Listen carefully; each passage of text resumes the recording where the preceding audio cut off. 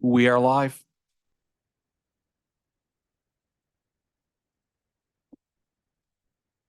With that, we'll call this meeting estimates to order. Let me see. Roll call has been taken. Through the chair, roll call has been taken. Thank you.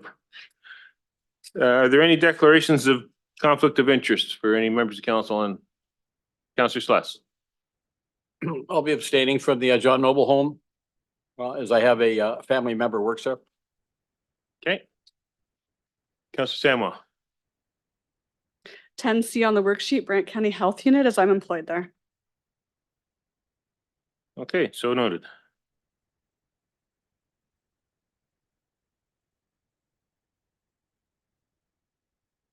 Okay, estimates committee meetings and continuation of the January 17th meeting. There are no delegations for tonight's meeting. We will begin at step 10, local boards, operating capital budgets. I'll ask Joelle Daniel, Commissioner of Corporate Service and City Treasurer, to speak to step 10A, budget overview. Through you, Chair Martin. Just an update on the city services after the last few meetings. There is a revised operating budget number after some of the reductions that were made, totaling a little over $130.1 million.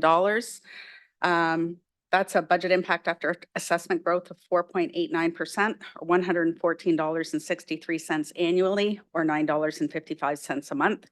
We did also have a number of capital recommendations that would be impacting the capital budget for a revised starting point there of $138,996,076.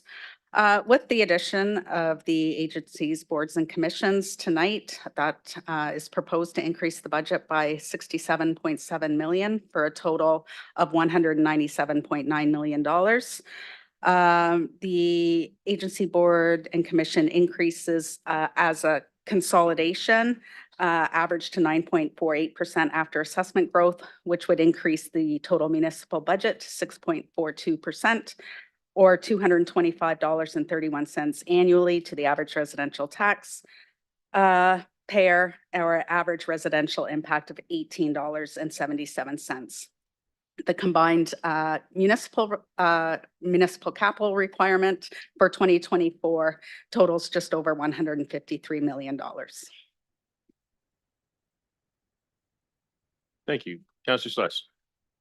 Thank you, Mr. Chair. Joelle, I missed the combined tax increase, like city departments and outside agencies. What was that total? Currently, with the amendments made or the recommendations made to date through this committee, 6.42%.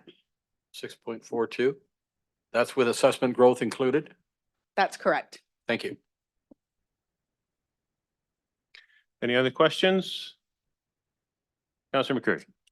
Chair, thank you. Joelle, without assessment increase, what would that number look like?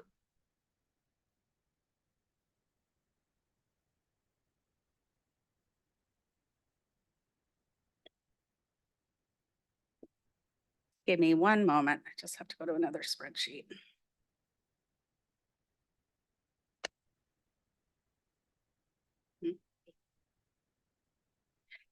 That'll be 8.44%. And I want to thank you for the information you provided with respect to the split between capital and operating for us and our comparators. We're certainly in good shape when one looks at some of our comparator communities with respect to how they divide up their total revenue.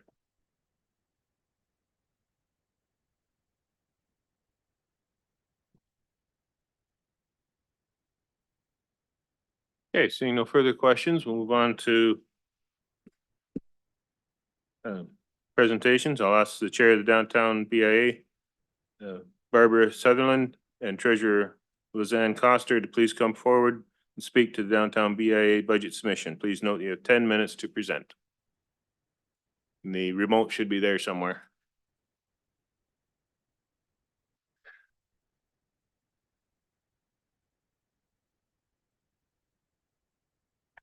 Good evening, and thank you for having us this evening. And Lizanna, the remote. Okay. We've been asked to do a presentation and I promise you it will be short. Oh, good. The overview. So the BIAs have been in existence since the 70s, starting in Toronto, and they're made in Ontario, and other provinces and throughout the US have taken on the BIAs, the business improvement area. Excuse me. Our goal is to attract Brantford residents and visitors to downtown and to our beautiful downtown, our historically significant downtown, which is well planned, well maintained, and physically active. There are approximately 180 properties in the DBIA area designated as commercial or industrial. We have approximately 141 property owners and 190 businesses, give or take.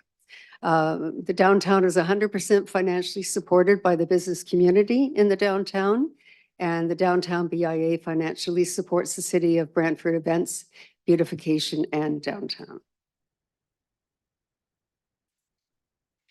We've been asked what our initiatives are. So not to belabor this, and I know that you can read them, but I'll bring out the highlights, is to create a more colorful and engaging public realm space that can be enjoyed by everyone in the downtown, to beautify the downtown, to be able to track and inventory the assets of the downtown that are in the public realm. That's a new program for us, a new initiative. To use beautification elements to improve the feeling of safety and security in the downtown in partnership with the city and the police. To strengthen ties with local arts and community to participate in the beautification of the downtown. And we know that that's an initiative of the city as well. To partner with the City of Brantford to achieve long-term beautification projects at the BIA, to ensure marketing focus generates excitement about the downtown and showcases the unique environment of downtown Brantford. And to align our major initiative this year is to align our initiatives with those of City of Brantford's goals and actions from the Economic Development, Cultural, and Tourism Advisory Strategy Plan. And I'll just go through those very quickly. And this is not inclusive of all of them. These are just the ones that we pulled out for this presentation. And so the economic strategy goal number 4 and the BIA member learning strategy overlap, providing partnership opportunities. Economic development strategy goals number 4 and the film production strategy overlap. The DBIA will continue to work with City on downtown filming productions. The filming productions do interrupt business occasionally and traffic and whatever. And we all know that, but we also embrace that the importance that it brings to the city, and we welcome anything that is Hollywood North as well as you. Working with the BIA on accommodations partners to develop packages to provide multiple offerings in the downtown when attending the theater or attracting theater attendings back into the downtown. So there are numerous partnership opportunities that have arisen out of your plan and out of our action plan. Operating budget overview. 2023 budget was $244,659. 2024 is $282,504 with a variance of $37,845. There is, what is driving those increases in our budget? Well, we have an increase in employee compensation, an increase in beautification and decorations maintenance because we're going to up that this year. Increase in marketing, including Brantford Bulldog tickets and marketing. We weren't planning on the Bulldogs last year, so we had to take away from a few other projects in our budget, but we were happy to donate that towards Bulldog promotion. Increase in special projects, contractual and inflationary increases, and these would be our rent. This would be the increase in the audit this year, which went up to $7,000, I think, this year for us. That's a lot of money for us. Increase in office supplies and other. Decrease in our revenue is $7,767, and so that would depend on whether we lose businesses and then we lose the income and the levy from those businesses. And we had a big hit the last 3 years from the casino. We finished paying that off, thank goodness, but that came out of our operating budget. Thank you. No. Thank you for your presentation. Are there any questions? Councilor Carpenter? Yeah, thank you for coming. Now, your total budget is an increase of 15, a little over 15%. You have a larger area to draw from now. Does that mean there's more work for you to do as well? And is that why you're seeing this increase or? As a Actually, our percentage-wise? increase, again, inflationary and also, I'm sorry, through you, Chair. And also through our employment, we have a part-time employee now. So that increased, which will help us to be far more efficient because it's hard to be in the office and out on the street at the same time. And how is the geographical area working out with the new the BIA area, geographical area that was expanded a couple years ago? Oh, I think perhaps, and that was before my time, but I think perhaps the budget probably increased for that expansion. Yeah, and it's also where you generate the revenue from, because these are paid for by the business owners, right? Yes. Thank you. Thank you for your work. Mayor Davis? Thank you, Mr. Chair. It's delightful to have members of BIA here tonight to speak to us. As you probably know, Mr. Chair, I do serve in the BIA, and that is part of the mandate and arrangement with the BIA. The mayor sits on the BIA and attends the meeting. So at a recent meeting, there was a request made that we consider extending free parking in the parkade to 3 hours per visit. And I received a report just this morning that would cost about $96,000. And I realized that it was just this morning I got this information. I did pass it on to the BIA, so I'm not totally taking them by surprise, but maybe a bit unfair that I'm asking this the same day I told them about it, but it's the same day I heard about it. Just wondering what the BIA's position would be in respect to who might pay that and who might contribute to that. Through you, Chair. Thank you for your question. If we should decide to do it. If you decide to do it, the BIA, and you're right, we haven't had time today to figure out exactly where the funds would come from, but perhaps it would be an increase in the levy if it would have to be, and that would be after the fact, or transitional funds. We do support anywhere between $7,000 and $10,000 funding for the city for events in the city. And if it had to happen this year, then we might have to pull into those funds. So can I assume it's something you'd like to continue to discuss with the city? The Absolutely. possibility of doing that and how that burden might be shared. Through the chair, yes, absolutely. Great, thank you. Seeing no further questions, thank you very much for coming tonight. Thank you. We'll now move on to 10C, Brant County Health Unit, operating budget.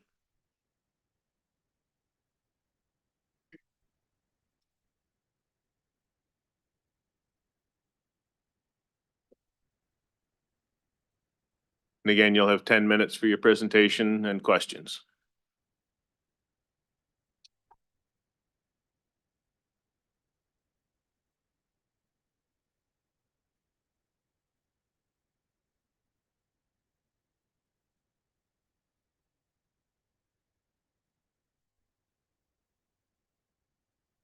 Good evening.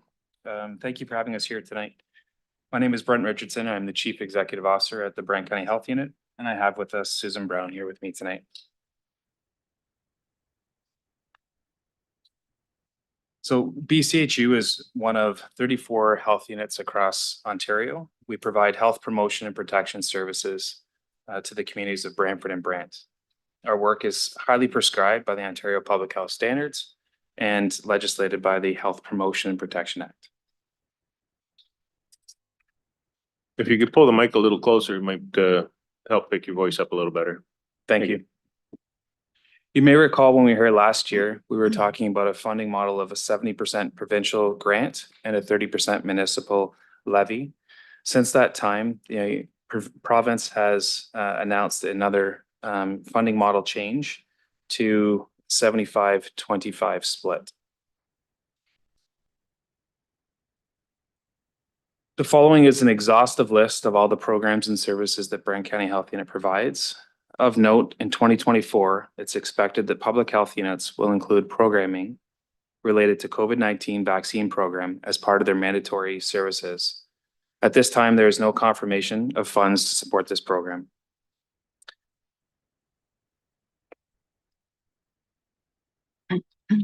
In August of 2023, the province announced a growth-based funding increase of 1% annually for 3 years. The restoration of provincial public health, the provincial base funding 2020 cost share effective January 1st, 2024. The 2024 allocations, which are expected to be communicated via the ministry, have yet to be received.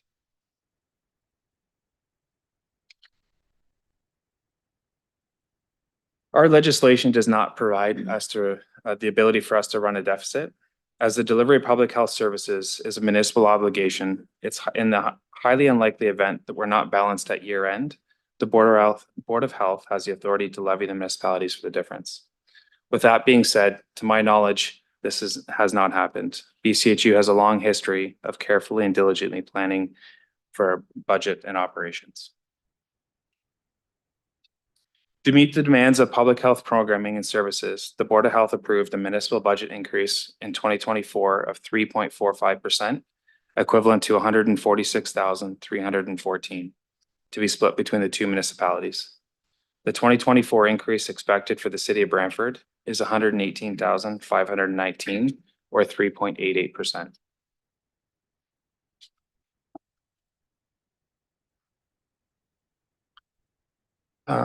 In alignment with the City of Brantford's multi-year budget policy, the Board of Health approved a proposed multi-year budget based on estimates with significant unknowns. Several factors could impact these numbers, including the recently announced strengthening of public health voluntary merger process. It's expected the costs could continue to rise in coming years with inflation as those costs continue to compound. I will pass now to Susan. Thanks, Brent. The presentation Brent put in front of you talks about some of what we do, who we are, programs that we provide, aspects of public health. Excuse me. I'd like to talk about some of the returns to the community of the work of public health locally. For example, during COVID-19 in the range of 13%, 13 times, not 13%, 13 times the number of hospitalizations potentially that could have happened were reduced as a result of the work of public health. And that includes hospitalizations and death. So this is a significant savings to the hospital system. And these measures included, of course, vaccination programs that were rolled out through public health, case and contact management, outbreak response, and infection control in the community. Local public health is, of course, central to new incoming disease risks such as monkeypox or mpox, and reemerging ones that include, unfortunately, poliomyelitis and tuberculosis, and of course, our usual influenza outbreaks that are seasonal and RSV. Public health also provides to the community safe communities with safe water, safe food, emergency preparedness, and the response associated with that. Also provides healthy children through the promotion of healthy growth and development, vaccination programs, school health, and dental screening. Public health also leads to savings in other areas related to disease prevention and promotion, related to, for example, smoking cessation and tobacco control, alcohol use, diet and physical activity, and health equity issues. There is a very interesting set of documents on the ALPHA website, which is the Association of Local Public Health Agencies. And we can certainly provide them. They're in infographic form, so they're probably quite handy as documents if you're of interest for your constituents in the future. Looking forward at BCHU, we're going to be seeing some major changes in 2024, 2025 under Ontario's Strengthening of Public Health Initiative, which was first announced in August 2023. And with major activity starting to ramp up in the November-December timeframe. The objectives of this from the province through the ministry are to strengthen public health by addressing some critical challenges. So lack of capacity and critical mass, structural governance challenges, and the alignment between other services that are already provided. At the same time, they're looking to build a more robust public health sector.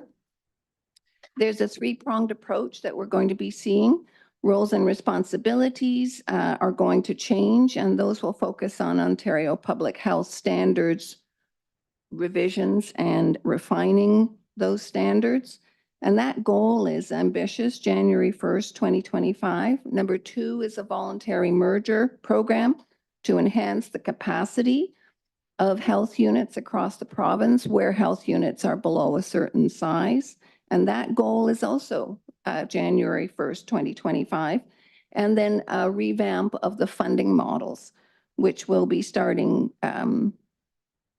immediately in 2024 and will continue for 3 years and will support the merger activities and then will involve a further revamp at that time. BCHU has already started merger discussions with the ministry and with neighboring public health agencies under this initiative, and those will continue in the next, so over the next 3 to 4 month period. Happy to take questions. Mayor Davis. Thank you very much, Mr. Chair. The request that's made is, I believe it's a funding increase of 3.88% before apportionment of the increase in assessment, which is, I think, brings it down to 1.94%. I think I have those numbers correct. Do I not, Brent? I'm not seeing where that is. Sorry, can you repeat that? Yeah, the information I have from city staff is it's an increase of 3.88% before we apportion assessment growth to you, and that would then be 1.94%. Those are about the same numbers you have. I actually don't have those numbers, so I can look into that and get back to you. Okay. All right. But I'd say this, Mr. Chair, I sat on the board of the health unit last year, it had for the last 5 years. And originally the board was dealing with a budget that had a lot of unmet needs built into it, because following COVID, there are a number of unmet needs in the public health unit.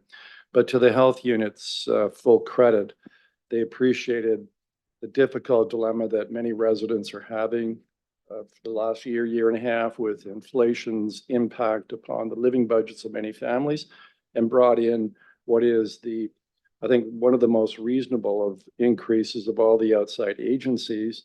So I commend staff at the health unit and the board of the health unit for their sensitivity to the economic situation that the city's in, but most importantly, what many of our property taxpayers and families are in this community. And thank you very much for your moderate approach to budgeting this year in the most challenging of circumstances. You're an inspiration to all of us and various outside board and agencies. Thank you. All right. Increased funding in the province probably helped as well. Ms. Daniels, did you want to comment on the mayor's first question? Thanks, Chair Martin, through you. I just wanted to clarify that the boards really aren't privy to what the assessment growth impact is on their budgets when they're approving these budgets. That is something we do after the fact, just to ensure we're most equitably distributing the benefit of that growth to everyone. Thank you. And in your presentation, you talked about tobacco control. You actively work to get people to quit smoking. Is that part of your mandate? It is part of the mandate, and it happens through a number of different ways, everything from signage to social media promotion, as well as helping people understand the impacts on their health if they're facing certain health conditions and how the impact of smoking could be contributing to that. Okay, but you also enable illicit drug use with free needle giveaways. So do you consider smoking to be worse than illicit drug use? I don't think that we, with all due respect, enable illicit drug use. We are mandated by the province to distribute those products to people who are in need of them. You don't see that as enabling them? It's a provincial mandated program. Okay. Thank you.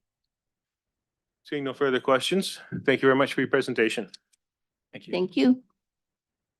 We'll now go to 10D, Brantford Public Library.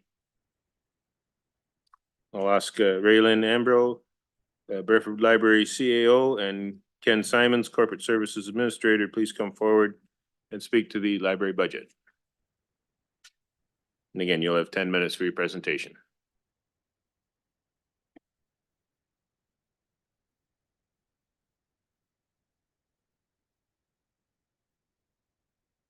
Hello? Okay.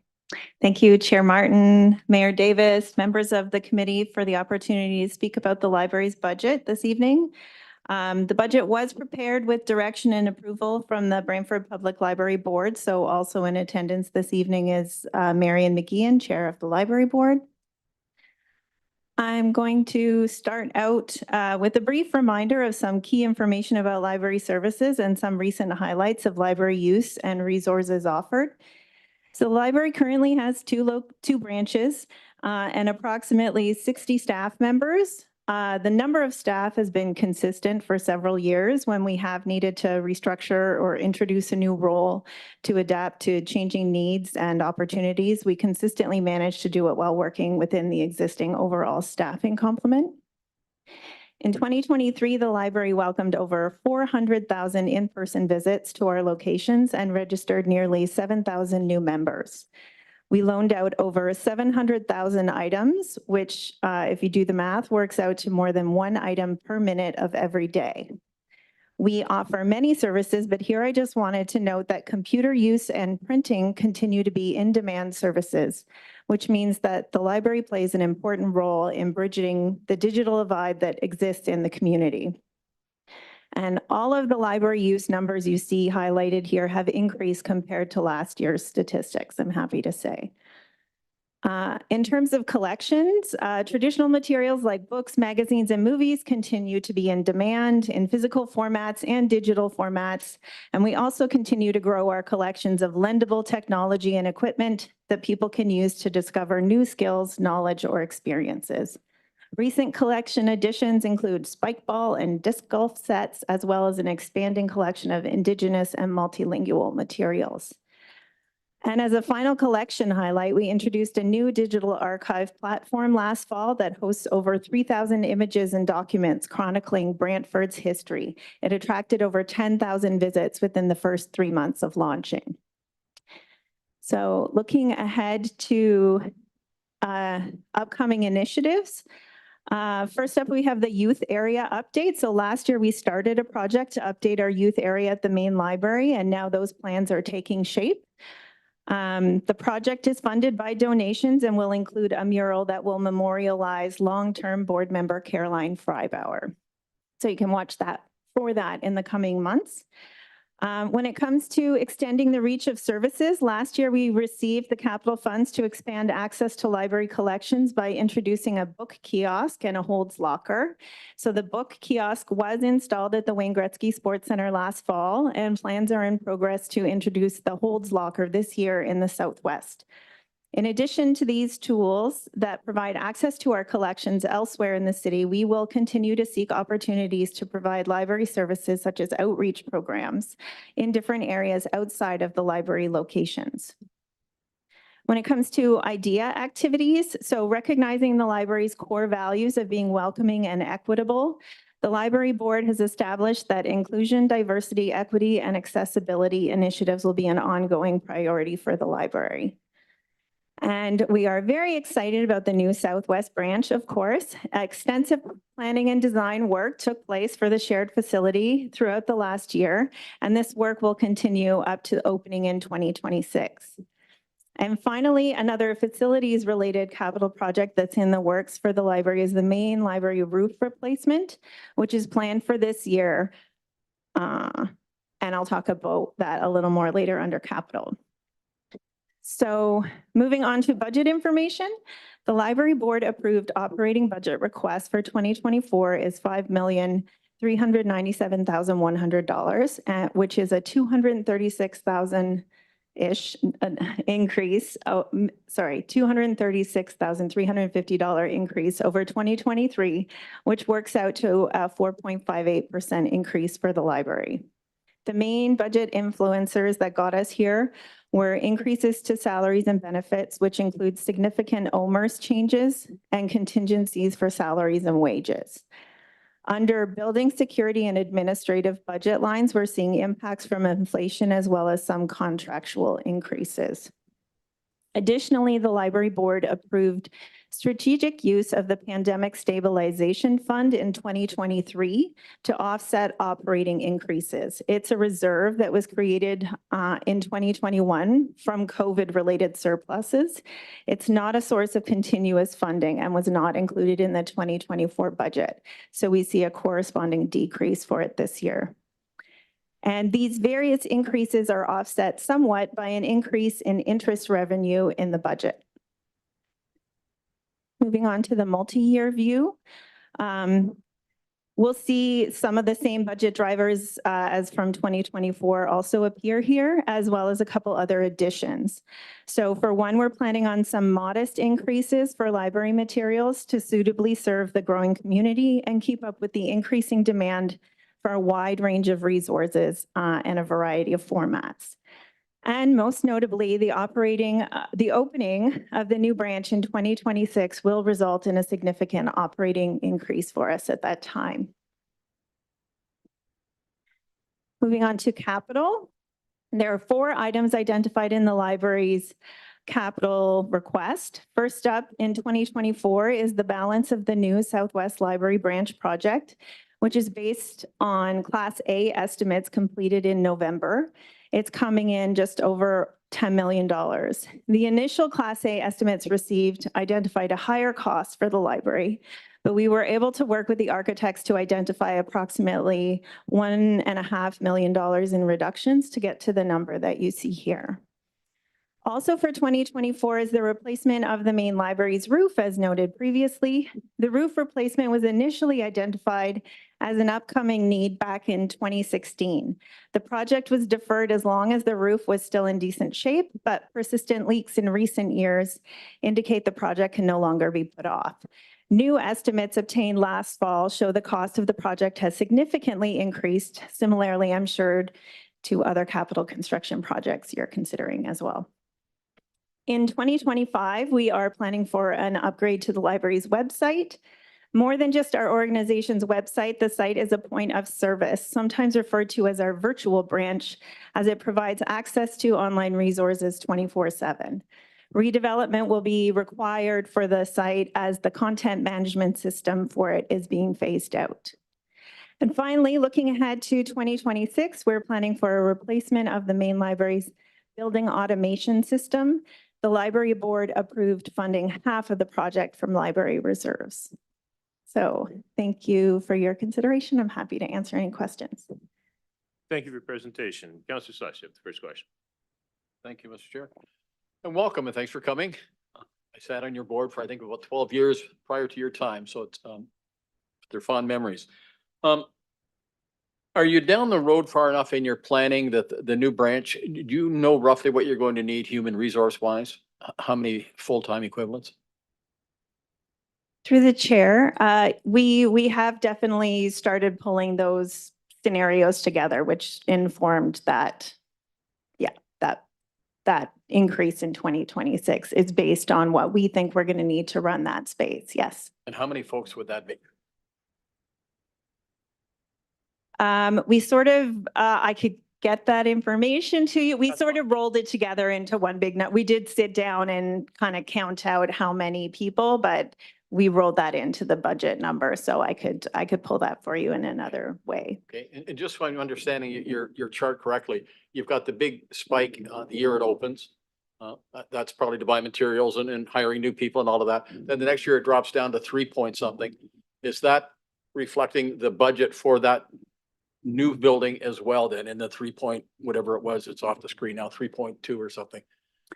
Through the chair, yes. So actually the new materials, like the first sort of day opening materials will are part of the capital ask, not the operating, but then the operating will sort of after that increase to accommodate the new branch. So yeah, the big spike is for opening and the hiring of the new staff. And then the following year, we're not expecting to hire the same amount of staff again, right? It'll Yeah. just be sort of growing what we And have. it brings it back down even to below, I think, today's rates. So, That's correct, yeah. okay, thank you.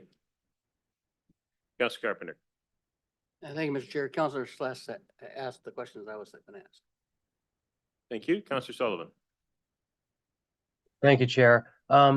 Quick question. The roof that has to be done, do we know what it's been quoted to be replaced with? Are we dealing with asphalt? Are we dealing with tar and gravel? Or are we dealing with membrane? Like, do you know what the estimate's for?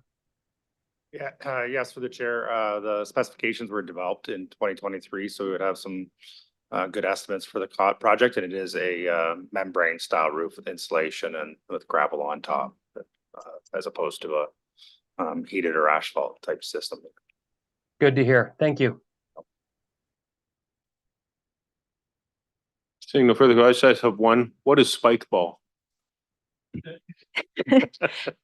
Well, Chair, it's, I believe it's like a net on the ground and there's hitting of the ball. Like a group of people. It's like a group sport. You sort of like whack the ball, it bounces up. You're supposed to whack it back. Think kind of volleyball, but the net is on the ground instead of separating you. Yeah. For the chair, I'd added, as she was listing off, there's a way that the library is also promoting health and exercise. Not going too far down the health unit's mandate, but it's something that people Okay. can borrow.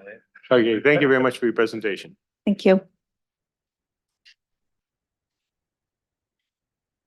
Where are we here? That now brings us to 10E. No, that was 10E. 10F, John Noble Home. I'll ask Michael Bastian, Administrator for John Noble Home. Oh, capital budget. Operating budget. I don't remember the question. Sorry, I didn't take a close enough look at the roadmap here. The 10E is the capital budget for the library. Did you want to come back up and do your capital budget? No. I don't think. And any questions for the capital? Seeing none? Okay, you may proceed with your.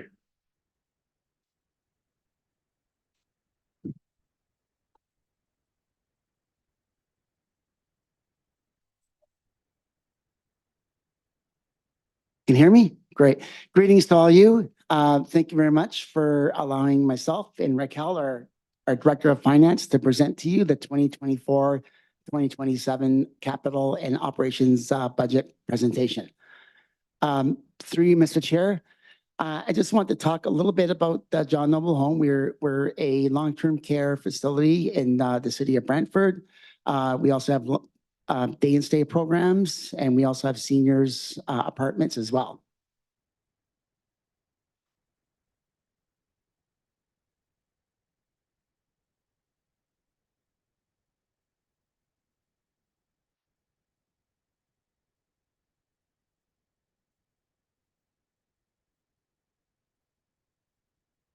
Okay, here we go. Go 2 more slides up. Next one. So our key operating and capital initiatives for 2024 to 2027 is to build 40 brand new beds, which are already in construction. We're planning to build for the future as we're using innovative equipment and structures to really make the home very up to date with technology and that sort of thing. We're upgrading our IT infrastructure and operating systems. Right now, we have a really old IT infrastructure. So we're spending some money to get upgrades to new servers, as well as new equipment, new laptops, wall-to-wall Wi-Fi, and, access, we're building infrastructure to support future devices and equipment that's gonna really be beneficial for our residents, especially in the new build. We're looking at refreshing all the resident rooms in long-term care with new flooring. We're looking at buying new furniture for long-term care as well as for the day and stay program. We're looking at replacing some old electrical panels, breaker boxes that are really old, and we're looking to replace those as well. We're replacing windows all around the buildings, as well as some plumbing and mechanical upgrades in lighting and bathroom retrofits. These are just some of the key things that we're going to be working on over the next 4 years as part of our plan. So in the budget has been prepared following the guidelines, and there are some inflationary pressures in the industry that's not being matched by our provincial funding, which is the ministry. Our CMI, which is case mix index. The case mix index is a data system that actually decides what kind of funding we get in long-term care. So resident assessment instrument, which is called RAI, is RAI MDS, is actually MDS stands for minimum data set, is the system that actually captures our care. So the way CMI works is that we get more funding as we document more care. So when new residents come in or existing residents, first thing we do is we do assessments using the RAI tool to really try to increase care and capture care with really good documentation that gets sent to our resource utilization groups, which is called RUGs. RUGs actually captures the care and the ministry has access to it, which really gives us opportunity to increase our funding significantly as we keep on digging to try to get as much care as possible from each resident, and it improves resident care as well. Next slide. So just a little bit, our 2024 budget was a little higher, like we asked for more money than the next 3 years, mainly because we did have a drop in CMI back in 2023 that really significantly reduced our funding that we get from the ministry for drug care funds. We reversed that now. So the reason why the funding was decreased was because in 2021, when we did our assessments, we didn't do as much assessments as should have been done in 2021. And that was because the RAI coordinator, who is the nursing leader that actually manages all the CMI processes and the assessments, she was only working 3 days a week when it should have been a full-time role. And the way that CMI works is that you do your assessments in 1 year, and then 2 years later, you'll get the results. So you'll actually get the funding. So in 2021, we kind of like dropped the ball because when I look back in 2021, there was a RAI coordinator that was off for 8 months on leave.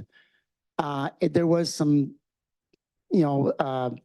I guess when that RAI coordinator was supposed to be doing just CMI processes, she was also pulled from her job to do other nursing tasks that are not related. So we turned that right around. We made that position full-time. We've made up the difference. We've done tons of assessments with new residents coming in and existing residents. The ministry has informed us that our CMI has increased significantly every quarter.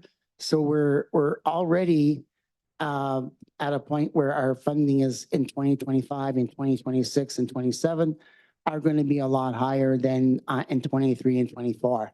So having said this, I think that would explain why our 25 and 26 and 27 budget we're not asking as much funds from the city.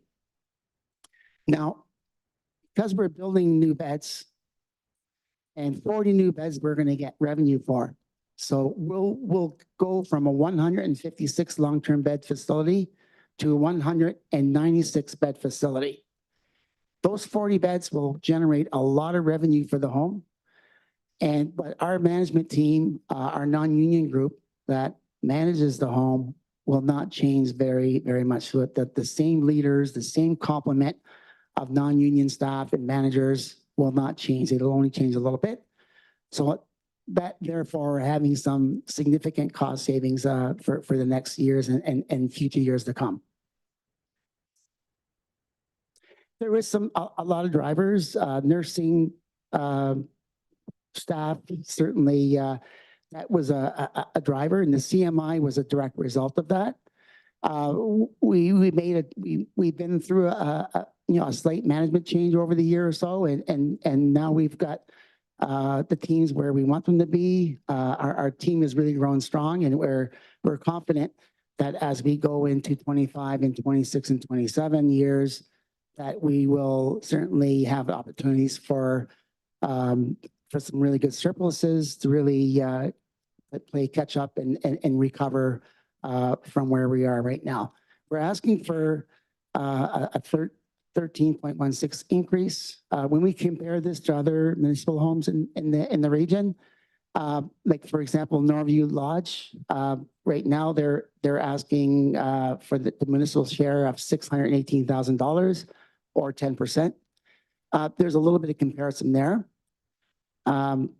There's some municipalities that don't really, they're still in their preliminary budget processes, but when I checked the region of Waterloo, the Sunnyside home, they seem to be okay because their municipal share is only $45,000, which works out to 3%.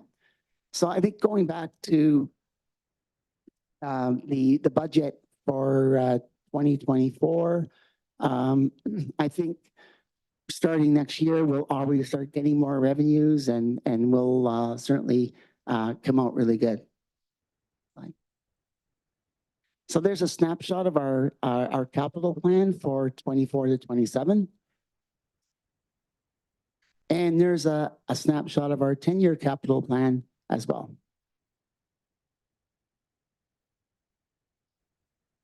Thank you very much, and I guess we can take questions. Thank you for your presentation. Councilor Carpenter, you have the first question. And I see I only got about a minute left, but Michael, when the RIDE program changes, that funding significantly impacted us for 2 years. And now that we've got a full-time RIDE coordinator in there and we're putting all the documentation in there that gets the funding from the province or from the ministry, that should make a difference in 2025 and 2026. Through you, Mr. Chair, it certainly will. And having a full-time RIDE was an impact to the operating side of the budget as well, was it not? Through you, Mr. Chair, it would certainly make a big impact. Now, when you got involved, you also found that there were some positions that weren't hired that the ministry provided us funding for frontline care, for example, funding that goes to frontline care, such as PSWs, RPNs, and RNs requires that it actually go there. Through you, Mr. Chair, there was some, I guess, adjustments we had to make as some of our direct care funding was being paid to folks that weren't providing bedside care. So we've turned that right around, and now we've got everybody that works in the administrative positions that are occupying offices are getting paid accordingly. And all the only staff members that are getting direct care funding are the RNs, RPNs, and PSWs. And that put more RNs and our PSWs on the floor with direct hands-on care to our residents, as it should have been. Through you, Mr. Chair, when we found out that that this adjustment was needed, it ultimately put 4 full-time PSWs with their backfill part-timers on the floor right away. So we were able, excuse me, we were able to make sure that we have the right amount of staff really meet that goal, that ministry's goal of meeting the 4 hours of direct care per resident per day by April of 2025. So we're well on our way to meeting that goal. And that is because we are paying the staff that's supposed to get direct care funding. We're paying them, and we're meeting compliance in that regard. One quick one, Mr. Chairman. Thank you for the latitude. Michael, as well, when the new 40-bed part of the home is rebuilt with all the new technology that's going to come with it. We will not be hiring any more administrator positions, but we'll have to hire hands-on positions that'll be funded by the province. We'll be doing that, but we won't be hiring any more managers to manage that group. Is that correct? Through you, Mr. Chair, that is absolutely correct. Our leadership team will stay the same. My experience working in larger homes is that our complement of staff is very similar to what the John Noble home has right now. We're very confident that we're able to manage the new beds as long as as well as our current beds, we should be able to manage that quite easily. And that's why 2025, 2026, 27 are under 2%. That, through you, Mr. Chair, that is correct. All right, thank you very much. Thanks for the work. Thank you. Councillor McCurry. My questions were answered. Okay. I just had one, in your information, it says you're going to 4-hour care per patient. What is it now? Oh, sorry, could you repeat the last part? What is the level of care? How many hours does a patient get now? Resident? Right now, we were given the ultimatum back in 2022 when the ministry came up with a plan that direct care funding will increase. The funding will increase every year right up until March 31st of 2025. And that is when we are expected to meet the 4 hours of direct care per resident per day by that date. Right now, we're sitting at about 3.65 hours of direct care per resident per day. And as I said earlier, we're well on our way to meeting that 4 hours of direct care per resident per day. And that will coincide with our increase of staff when we get the new beds. Okay. And that's why the nursing and personal care is 30% increase, because you're working towards that 4 hours of care. Okay, thank you. Are there any other questions on the operating budget? No, Mayor Davis. Thank you, Mr. Chair, to the delegation. I recall that discussion in the press and at the provincial level about increasing the care and long-term care facilities, especially given what transpired during the pandemic.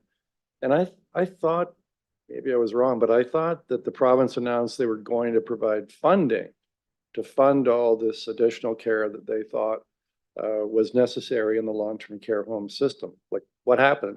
I'm not seeing an increase in provincial funding here, I believe, in your budget.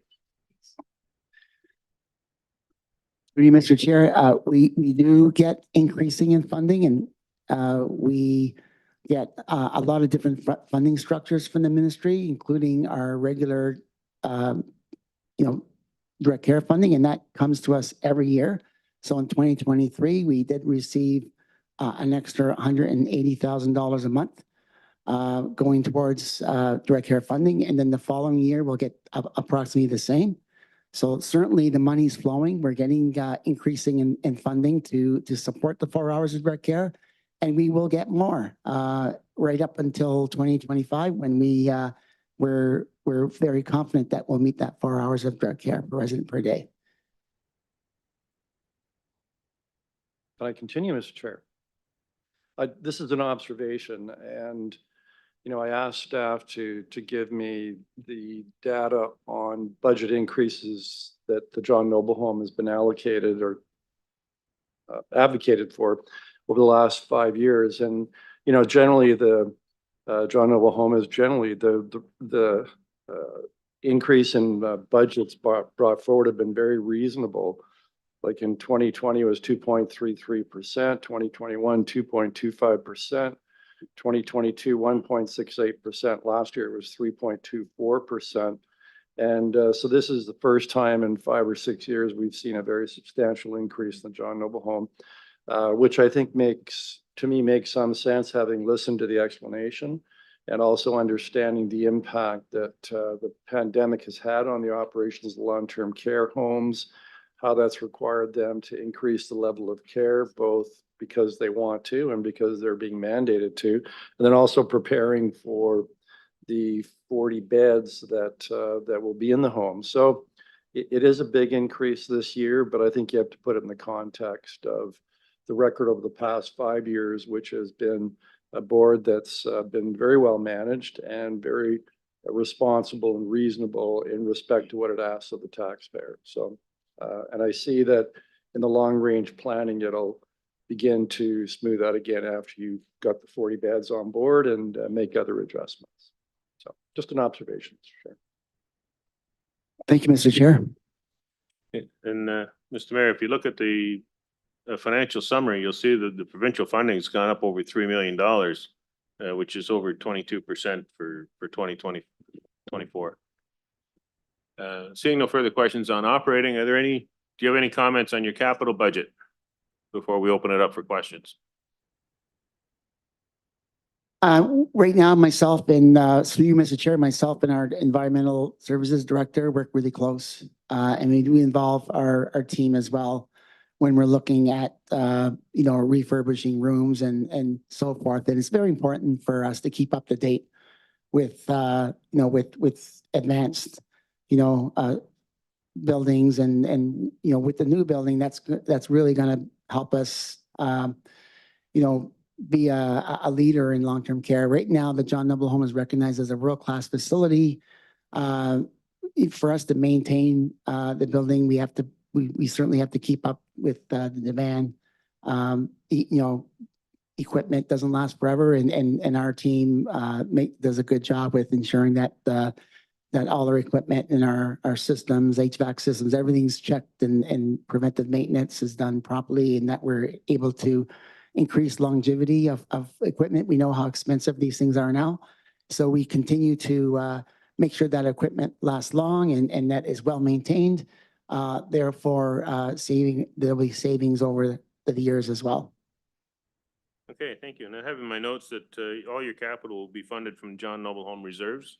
Is that correct? Through you, Mr. Chair, that is correct. Okay, with that, are there any questions on the capital? Seeing none, thank you very much for your presentation. Thank you very much.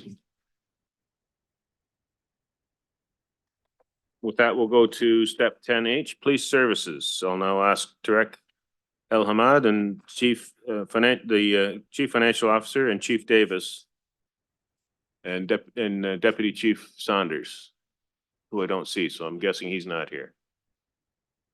Oh, he's online. Through the chair, I'm here virtually.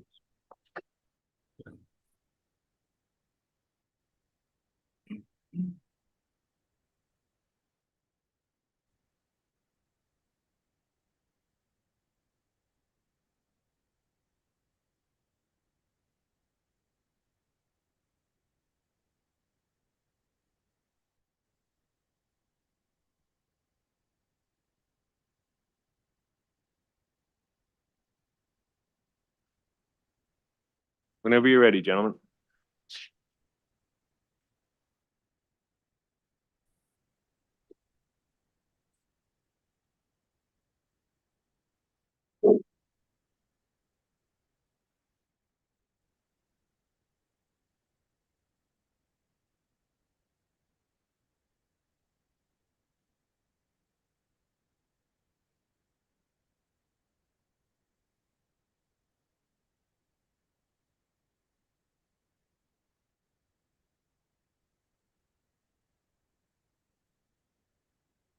Right, Mr. Chair, thank you for having us. I'd like to acknowledge we have Vice Chair Mandy Samwell sitting with us from the Police Services Board. This is the board's budget, and the board has already approved this at the board level before we've come before estimates tonight. For the first slide, if we can change to the next slide, please. The remote should be there somewhere. Oh.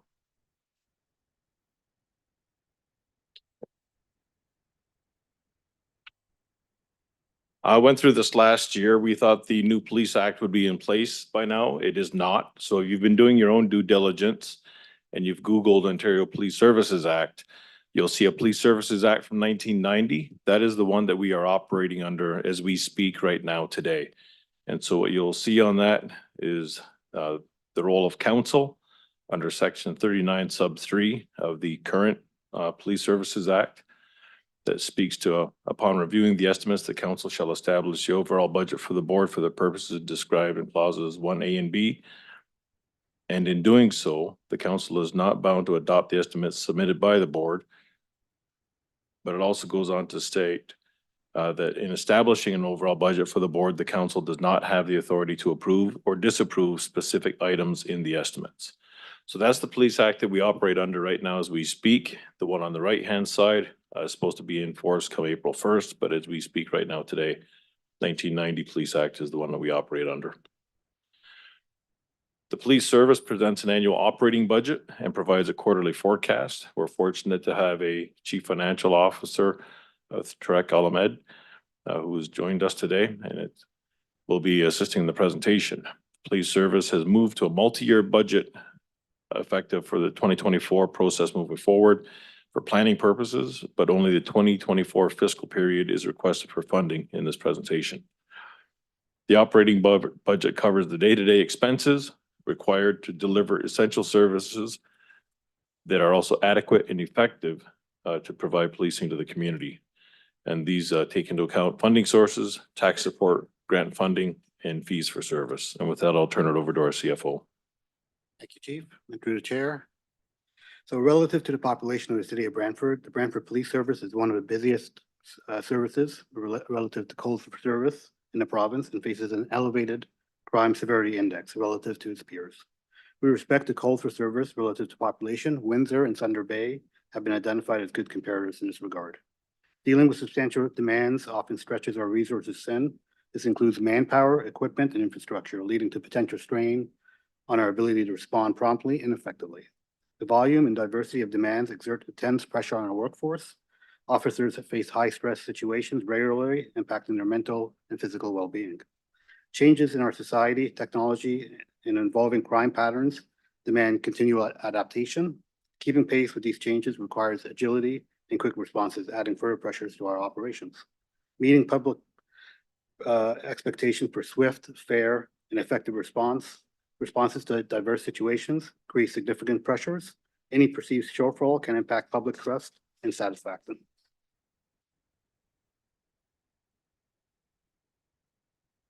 Based on calls for service, population, and an elevated crime index, the Thunder Bay Police Service stands out as a good comparative service. When reviewing cost structures, one should look at gross cost and net cost, as gross costs remove revenue and inflows from established reserves.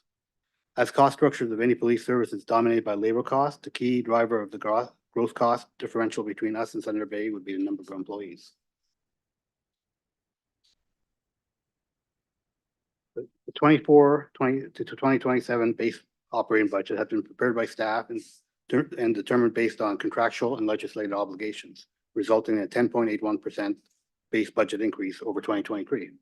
Compensation represents approximately 88% of the service's 2024 gross operating budget, provides funding for contractual obligations for existing permanent, full, and part-time staff, temporary staff, benefit costs, including increases to statutory benefits and annualization of new positions from the prior year. The 2024 base budget before change request was prepared at the actual pay rate for our members. We used a payroll file incorporating the higher date for each member to determine annual pay based on grid movements and inflation increases as per the collective bargaining agreements. This process best aligns the costs that will need to be incorporated in the 2024 operating budget as per the accepted contractual obligations. This is also a historical process that was utilized by the service prior to the 2023 operating budget. For the 2023 operating budget, a different methodology was deployed, which resulted in an incorrect budget estimate to the wage and benefits operating line, which I will explain in further slides.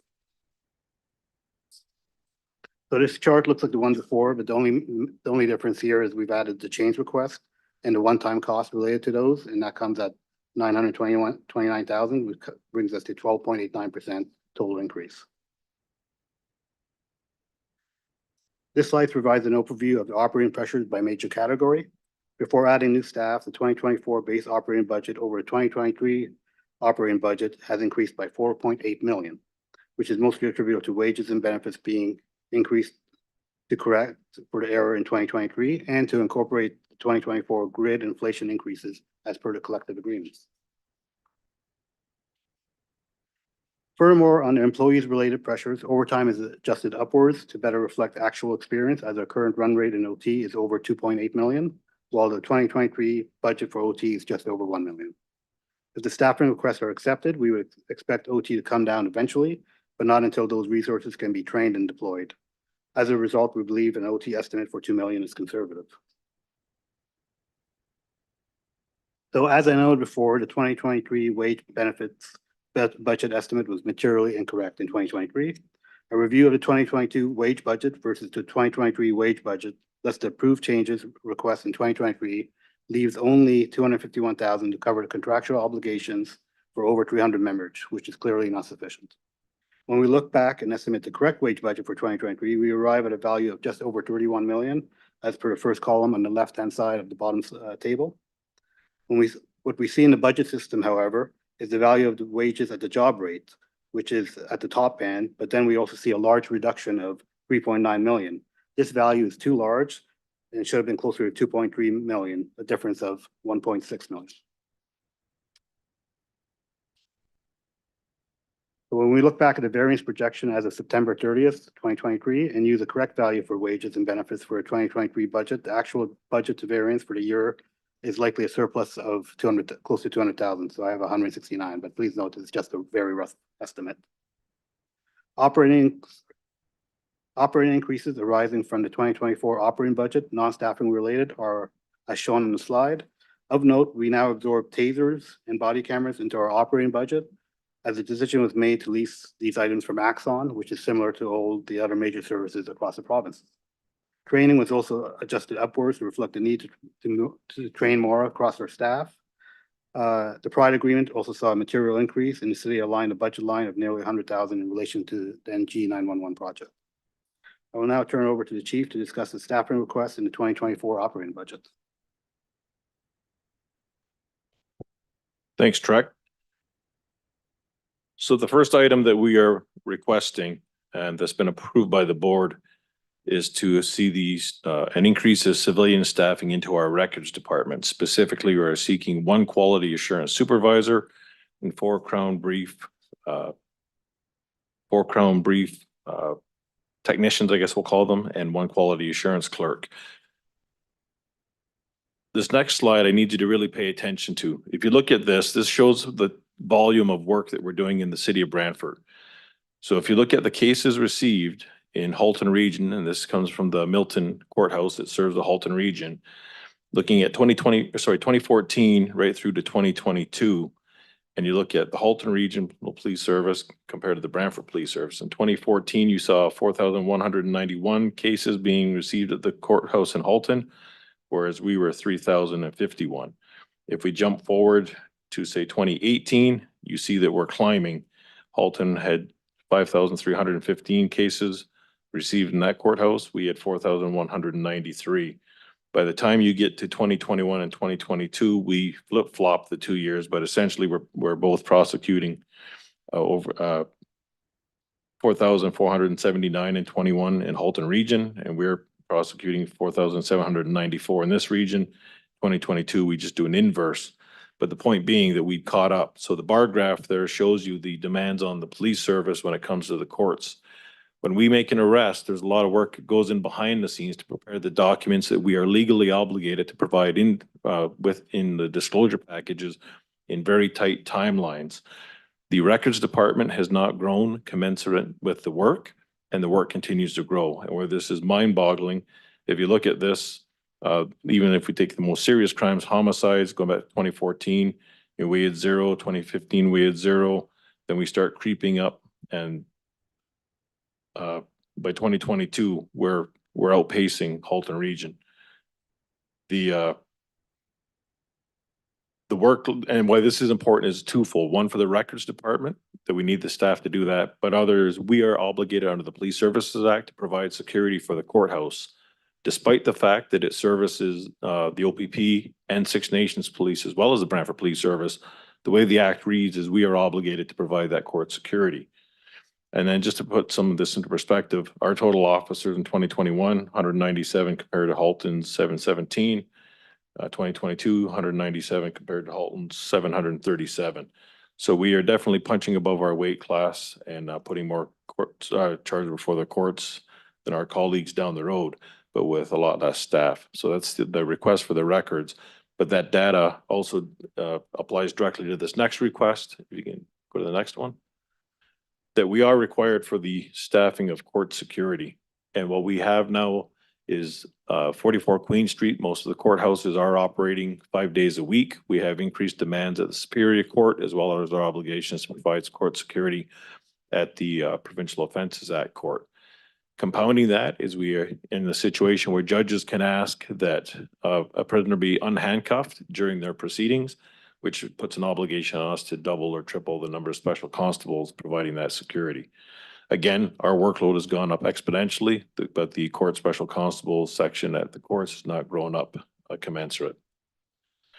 The additional staffing requests are 2 constables that will allow us to then backfill so that we can meet our obligations under adequacy and effective policing to address the crimes that we're really not getting enough attention to, specifically break and enters, auto theft, and scrap metal.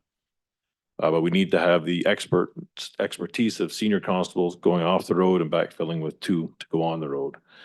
We're also asking for 1 school resource officer as part of our reintegration into the public school board.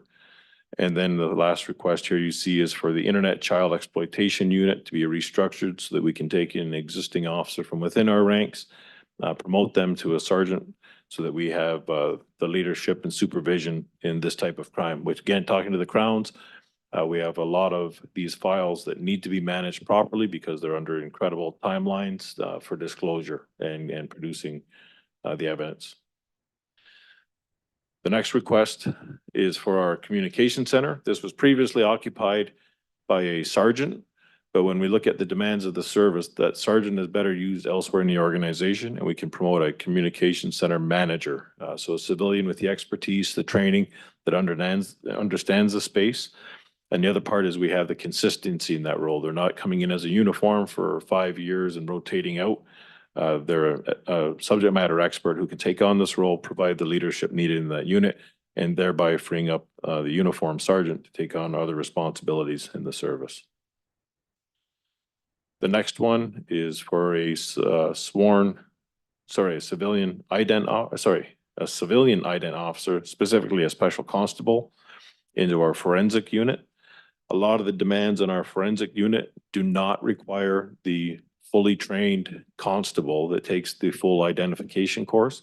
A lot of these can be downloaded to a special constable who has training commensurate to the duties. And if there's questions on that, I can take those later. Just in the name of time, I'll keep moving here. We were asked by the board to prioritize these. So after prioritization and discussion with the board, you have the ranking here of what the needs are of the service for the unmet needs. So records being number 1, special being number 2, and really those 2 are tied just because of the volume of work we're feeling, because of the number of prosecutions that we're doing here in Brantford, which again is on par with our colleagues at Halton Region with 3 times our police service size. Then you see the constables to backfill, communications manager, ICE unit structure, school resource officer, and a special constable for forensics. And then if all of these are approved, you'll see an increase of 12.89%. And I'd just like to point out, while that number may seem large, this is not unique to the Brantford Police Service. Down the road, our colleagues in London introduced a request for their budget this year where they were seeking a 30% increase over the next 3 years, but 2024 being 11.6%. With very similar circumstances as that we're at a state where cities such as ours have to grow commensurate to the work we're doing. And with that, I'll turn it back over to Chirag for the capital.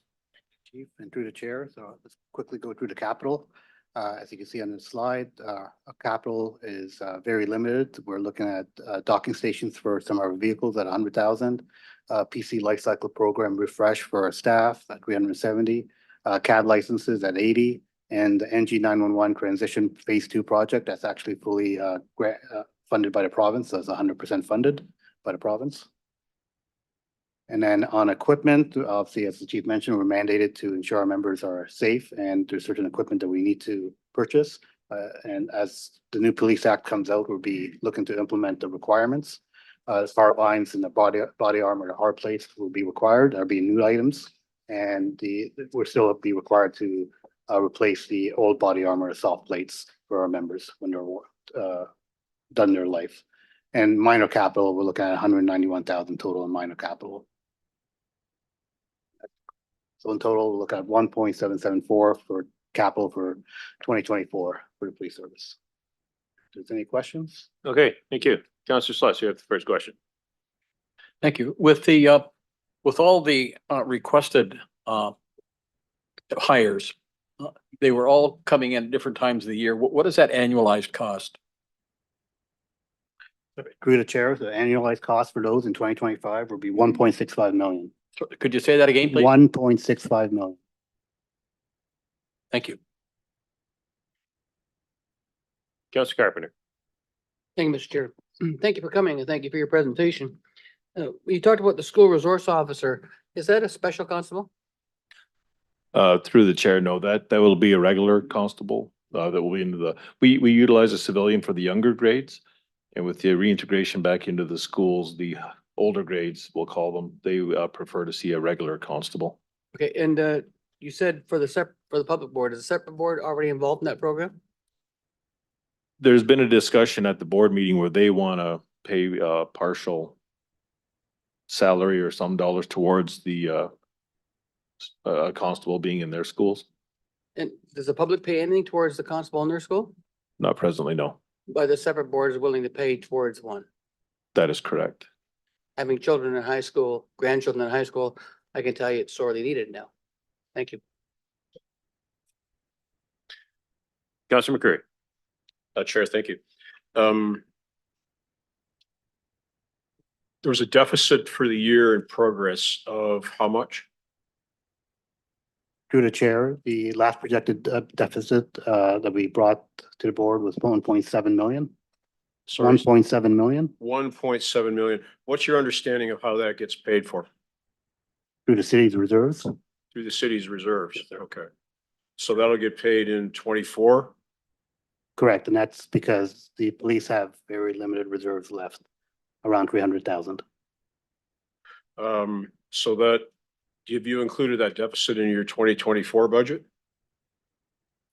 Sorry, through the chair, it would go back, it would be part of the city's reserves, so it wouldn't be part of ours. Unless it were, unless we got direction from the board to include it. Okay. Now you say it's the board's budget. Who prepared the budget? Did the board prepare the budget? Through the chair, the police service, the members, the senior officers, the CFO, the different ranks throughout the police service, civilian and sworn, all had input into it, depending on what we're asking here. And then it was taken to the board. The board did the line by line exercise and the board approved it because it is their budget. How were the rank and file included in the budget process? We identified the areas of concern. We have a number of them on standby here. You can ask the inspectors if you want, the deputy if you want. We have the sergeant in charge of the court special constables if you want. He's here today. The person, sergeant in charge of forensics, could not be here. She had something pop up. It's a family situation, but she provided a briefing note. So now there was mention made of a grievous error that was made in the prior budget? Through the chair, that's correct, yes. Okay, but we can have faith that there's no grievous error this year?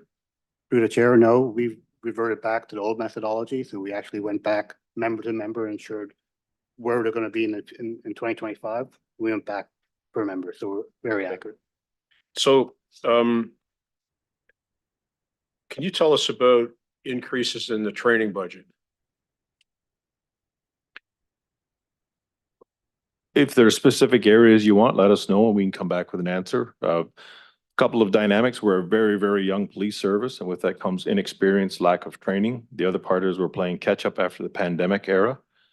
And then as the police service, we're getting into more sophisticated types of crime, so we require the training for the more sophisticated duties that the officers are taking on to combat those.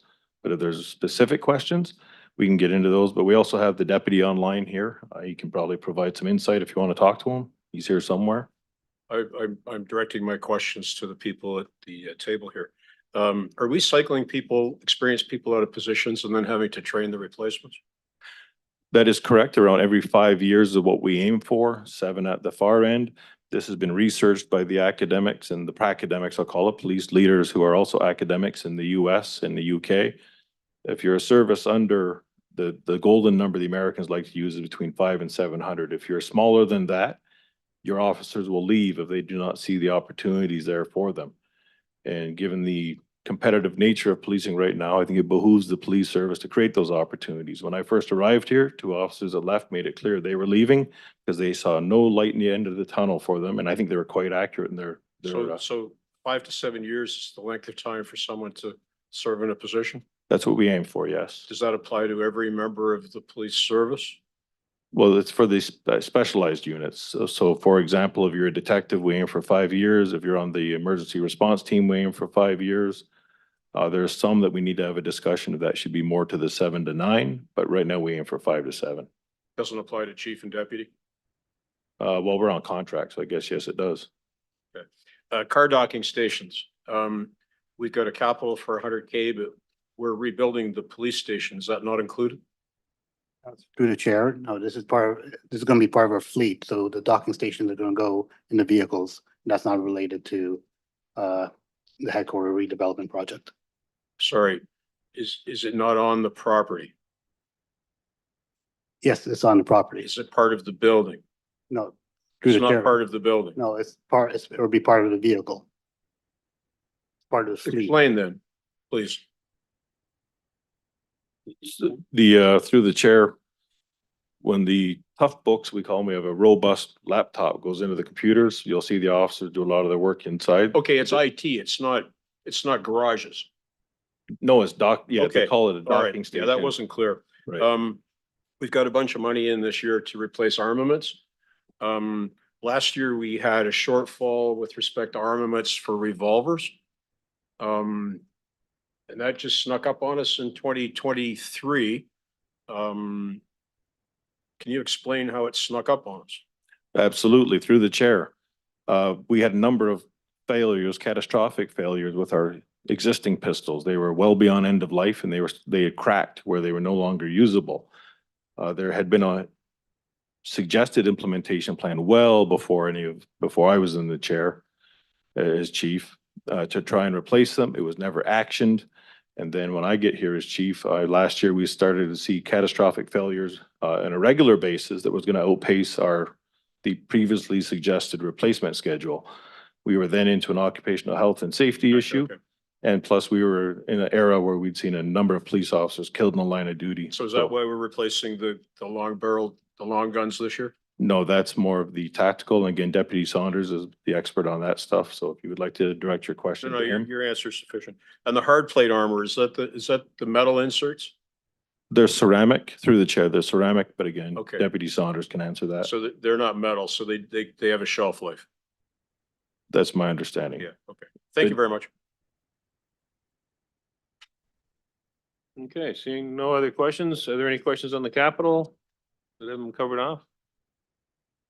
Thank you very much for your presentation and answering questions. So with that, we'll take a 20-minute recess. And when we come back, the only thing we really have is finalization, but if members have questions that they can let staff know ahead of time for Wednesdays. Mayor Davis? Yeah, we still have to make a decision under the Police Services Act in regards to the police budget. And I will be bringing forward a resolution after the dinner break. Okay.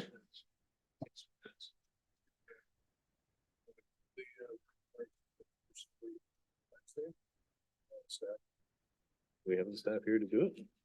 Oh, okay. I didn't realize we had the staff here to answer questions, so we'll go on to step 11 and open it up for any amendments that members want to use. So with that, we'll recess for 20 minutes. Be back at about quarter after. Thank you. If we have any counselors online, we'll have quorum. We can start. Thank you, Councilor Sullivan. We now have quorum. We'll resume the estimates meeting. Mayor Davis, I believe you had a resolution for the final step of the police services, 10. Yeah, I wanted to, with your forbearance, I want to say a few comments. First of all, if I could ask the clerk to pull up section 39 of the Police Services Act, just very quickly like to review that. And just a forewarning, I'll probably take more than 1 3-minute speaking opportunity to get through all this. So you can cut me off and I'll go a second time. Anyway, so we have section 39, and this sets out the authority under which we act, what the province directs us to do. And it does say at section 39(1), so the board submits to us operating and capital budget. Number 3, section 3 says that we then establish an overall budget for the board. And in doing so, we're not bound to accept the estimates submitted to us by the board. And also says that we don't have authority to approve or disapprove specific items in the police budget. So the way I read this is council has the ultimate responsibility to set a budget for police services, like an overall budget, the dollar amount that police services will receive from all the money collected from the property taxpayer. And then it's then up to the police services board to then determine how to best allocate that money in terms of defending and protecting and safeguarding our community. And that it's not up to us to comment about individual hirings or how money is spent in capital. That's ultimately the authority of the police services board. But the reason why the province has done that is because police service boards, when they look at a budget, my experience has been that impact upon the taxpayer is not a high priority. The high priority is what the board thinks it needs and what senior staff thinks is needed in order to operate the police service. We, however, at this level, we have to consider the budget in terms of a broader context. And the broader context is other departments, other agencies, other programs, other services, because the ability of the taxpayer to pay property tax is not unlimited. And especially in this period of time when taxpayers are facing unbelievable pressures on their family budgets, primarily occurring through inflation, as we're seeing those pressures here.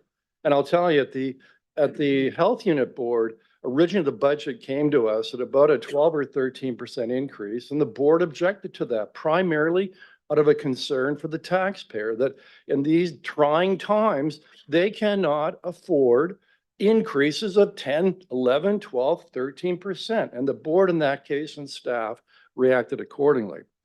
What we have here in respect to police services, I'd ask staff if you could pull up, please, the spreadsheet that I had staff prepare. That's the spreadsheet. No, not that one, the actual spreadsheet showing various costs. It's the third one.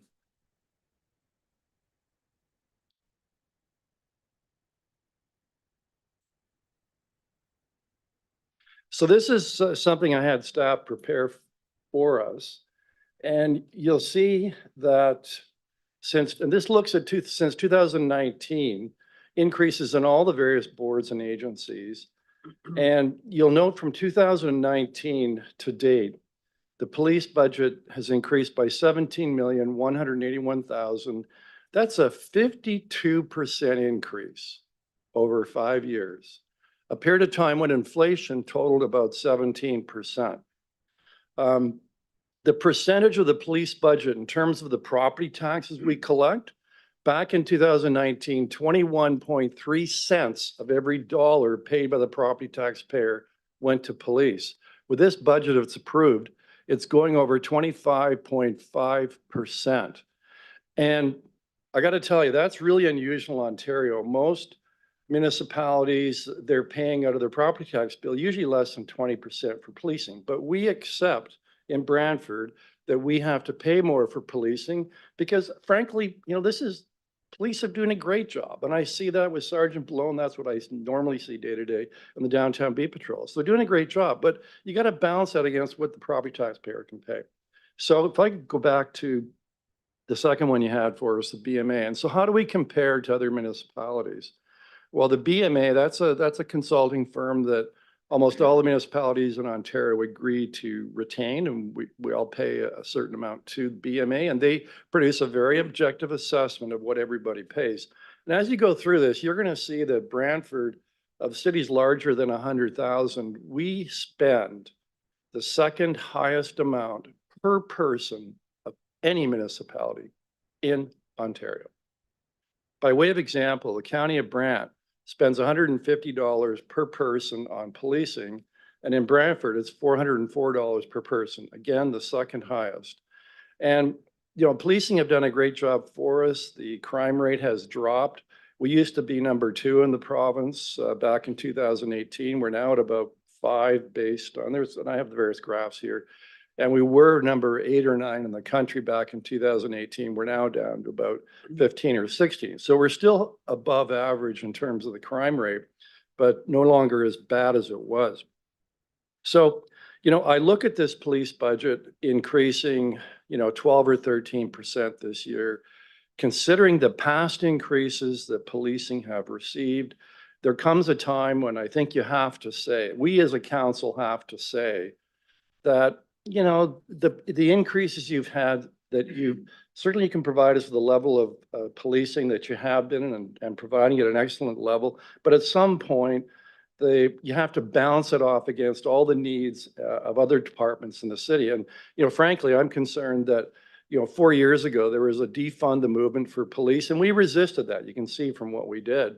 But I'm really concerned that if we continue to allow policing budgets to increase at frankly unsustainable levels, the amount we spend on policing services will defund the opportunity to improve other services and programs.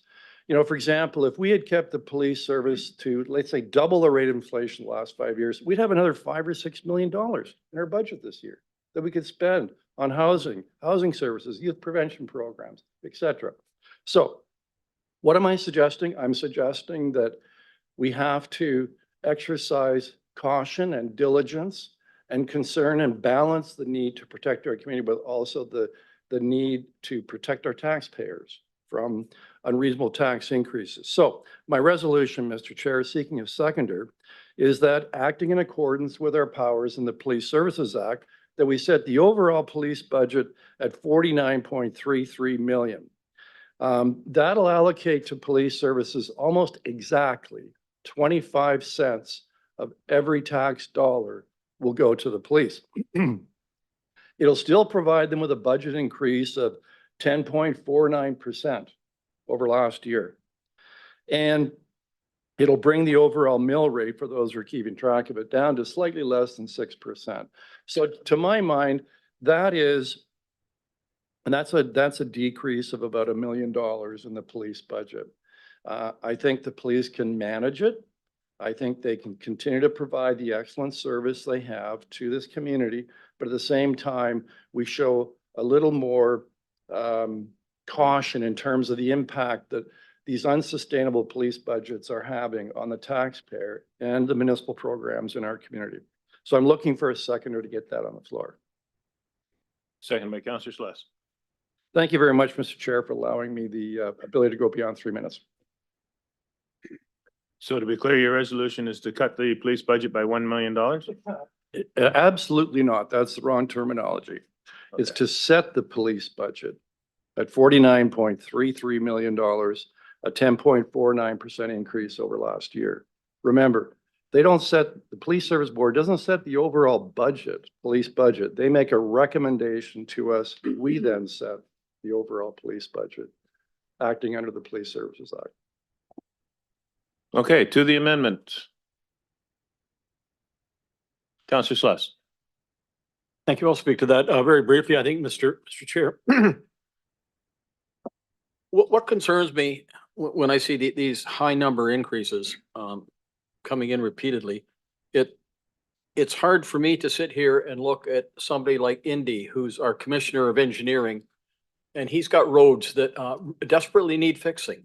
And there's safety issues. There's no question about it. And everything he does relates back to safety. And he's held to a very minimal increase given the taxpayer's ability to pay. And that happens year in, year out, year in, year out. I don't think we're harming anybody here with your proposal. We're only looking at the operating here. We've got, I don't know what the number is now. It's around $40 million for a new for an expanded facility for these folks. So there's another 40 million and probably far more than that. I don't know. Last number I heard was around $40 million. It's a $50 million. Okay, do I hear 60? No, $50 million. That's a lot of money going into one department in 1 year. So that really concerns me when I look at the other folks that are squeezing nickels, squeezing dimes, trying to make something last 1 more year, 2 more years. And it's to me, it's totally unfair to the mass of folks that work for us that are trying to do everything with very little.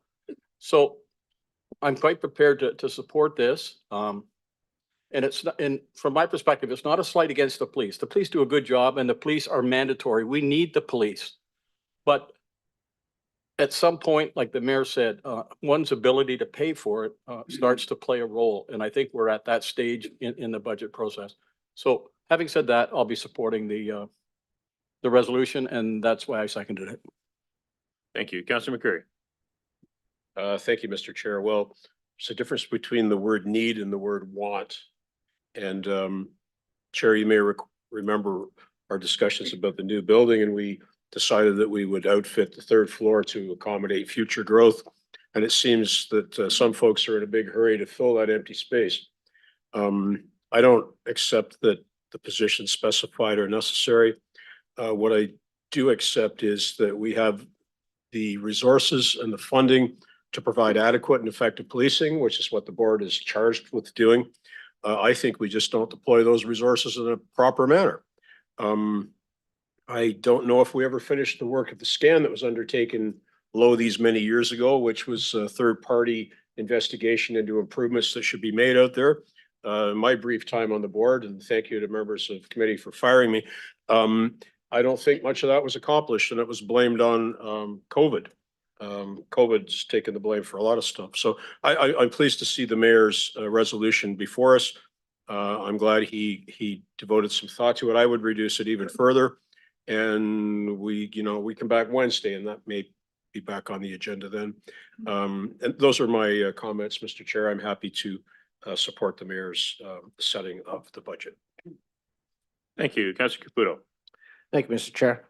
I also will be supporting this tonight only because of the fact that I think there's a fiscal responsibility that we have as a council to ensure that the residents of this city are actually being charged the proper amounts when we look at whatever we do from a capital perspective from the city and all the boards.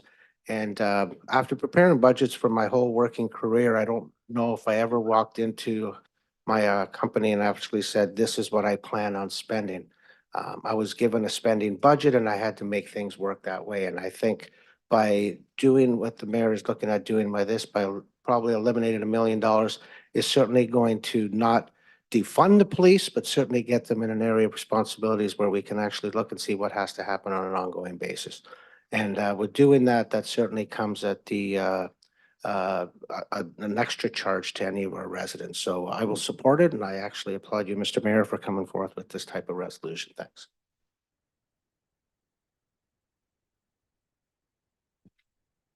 Seeing no further questions, Councillor Carpenter. Yeah.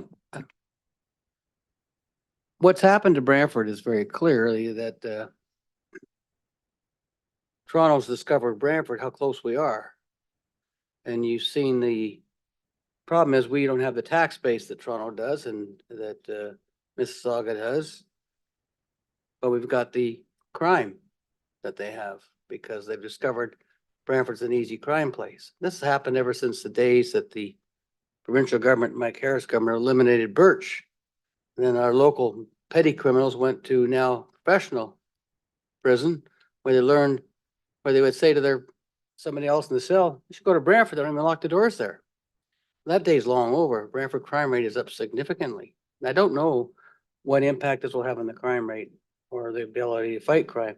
The other thing is the province is expecting us again to pay for all the court costs, and we're paying for all the court costs. And the other part of that is constables, when you arrest somebody, you got to go to court when you're called to court. It's too bad they couldn't even just sort of give you when you used to go, you get your car fixed at Sears, you get a clicker, and when your car was ready, they let you notice.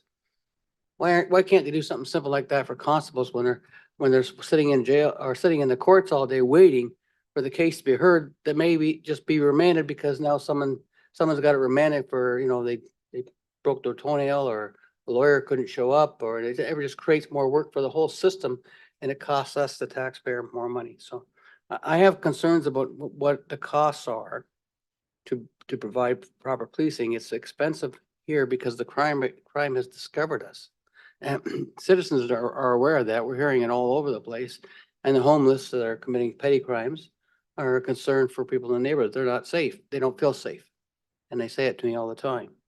And then we as councillors, it's easy for us to say, this is how you should do it. But I'm not sure. I'm not on the police services board, and that's why the police services board's job is to bring forward a budget. Thank you. Any other questions, comments? Councilor McCurry. One additional thing, Mayor, and it's something the chief raised with respect to our responsibility to the courts. He's quite correct that other police services have folks that they've arrested that come to our court. And perhaps it's time that we reconsidered the necessity or the wisdom of having a courthouse located within the city of Brantford. There is a fine property in St. George that could very well receive that operation. Unfortunately, I don't think that's our call, but yeah.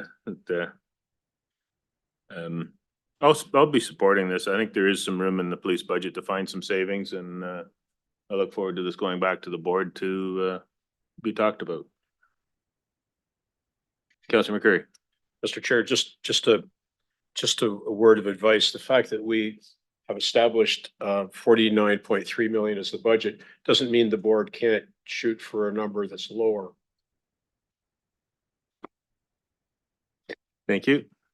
Seeing no further questions or comments, we'll call the question. And everybody should be in the January 27th.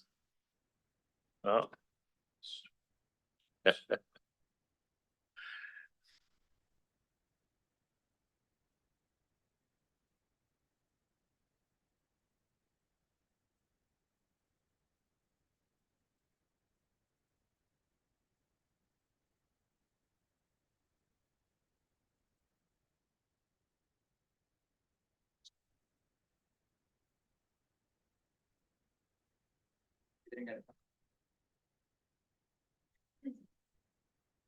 Councillor Samuel, if I can please get your vote. Thanks. The amendment carries on a recorded vote of 7-2. Those voting in favor, Councillor Samuel, Councillor Carpenter, Councillor Carpenter and Samuel voted against. Councillors McCurry, Martin Celeste, Caputo, Sullivan, Secola, and Mayor Davis voted in favor of the amendment. Are there any other amendments to the police budget? Okay, seeing none, that brings us to step 11. Finalization of the operating and capital worksheet. Regarding step 11A, are there any other recommendations to the mayor? Amendments to the budget? Councilor McCurry? Why, thank you, Mr. Chair. There is one amendment I would like to make to capital. Mr. Chair, as you recall, we attended a meeting this past week at which there were a number of capital improvements suggested for Gretzky Center. And I would like to move amendments to that if I may. And it would be to replace the sauna, to replace some signage and some lockers. And the total would be $70,000 a year for this year and the year following, for a total of $140,000. Okay, do you have a seconder for that? I believe the mayor is seconding it. Oh, I always get them confused. Yes, it's Councillor Celeste. Thank you. And The hair is so I'll similar. speak to it in order to ensure support by members of committee. We've had ongoing issues with a sauna there, which seem to be slightly beyond our ability to deal with, as it's a multifaceted issue. And some of it's completely dependent upon the piece of equipment there, which may date to the 70s. We also had some suggestions from our clientele there that we are in need of some new lockers and some wayfinding signage within the building. And those those three items, Mr. Chair, add to 140 over 2 years. Thank you. And Councillor Carpenter. And can staff tell us where the money's gonna come from for this? The capital, it's an increase of the capital budget, so it's their one-time expenses? Through Chair Martin, we could recommend using the capital funding envelope reserve to fund these capital items, so there would be no impact on the levy, on the operating levy. Okay, I'll move that unless the mover and seconder have nodded, they agree with that. Okay, thank you. Any other questions, comments? I'll just have one comment. The need for the change in the lockers, I think, is important. The system that's there now is, it costs you $0.25 every time you open the door. So for some people, it's cost them $1 while they're there because they have to put their stuff in when they go for their swim, and then when they come back, they gotta put another $0.25 in after they get the stuff for their shower. And over the course of their visit to the center, for some people, it costs them $1 just in locker fees, where if they could put their own lock on, there'd be no cost to them in that respect. Councillor Slass. Yes, thank you, Mr. Chair. I supported this simply because we've got a marquee site there. It's renowned. We put through hundreds of, well, not hundreds of thousands, we put through tens of thousands of people annually through that building. And once you start letting things digress, it's a slippery slope. And if you allow the sauna to not be right, then next year something else isn't working right. Maybe the button you push to get the door, and things just continue to go south on you. That I think it's a lot easier to take care of things as they come up than it is to let it all pile up and then somehow find a big number in some budget year to try and do it. So I think it's important that we built something that cost an awful lot of money, something that creates a lot of pride in our community. And I think it should be kept at that standard. So I'll be supporting it. Thank you. Seeing nothing further, we'll call the question.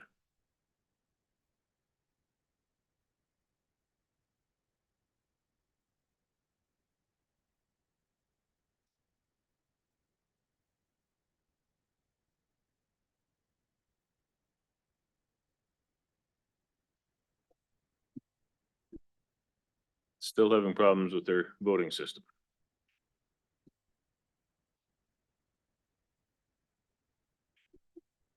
The vote carries unanimous on a recorded vote of 9-0. Those voting in favor, Councillor Samuel, Carpenter, McCurry, Martin, Salaska, Budo, Sullivan, Sikoli, and Mayor Davis.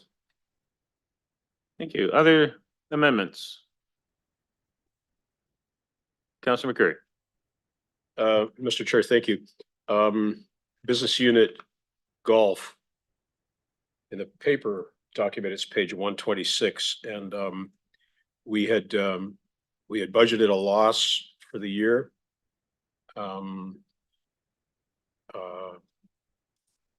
we did have a comment from the golf manager that we would budget for a positive number there, and I'm just wondering if staff have settled on what that positive number is.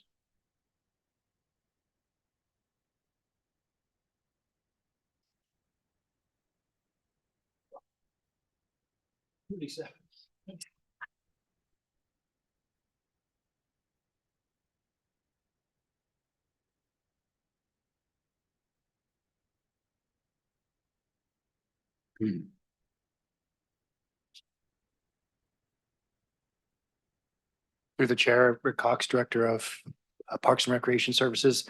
To the councillor, with staff and our consultations with our financial analyst, we have amended that business unit such that the projected revenue for the food and beverage section of the golf operation does not deteriorate over time and it ends up balancing out and continuing the profit margin. So although the overall golf operation is not a loss to the city, it is a profitable operation that contributes to its own reserve annually.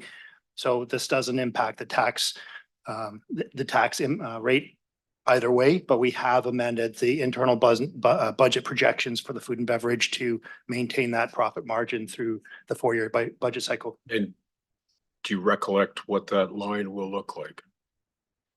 So the net impact to the taxpayer would stay zero. And so I don't have the internal details would come through the memo we're preparing for council's review at next week's budget in response to that question and the other question. Okay, so we can deal with it then, Mr. Cox.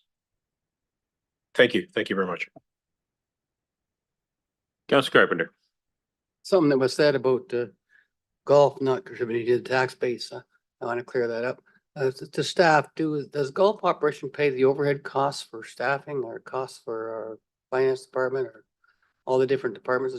There's no overhead charges being charged.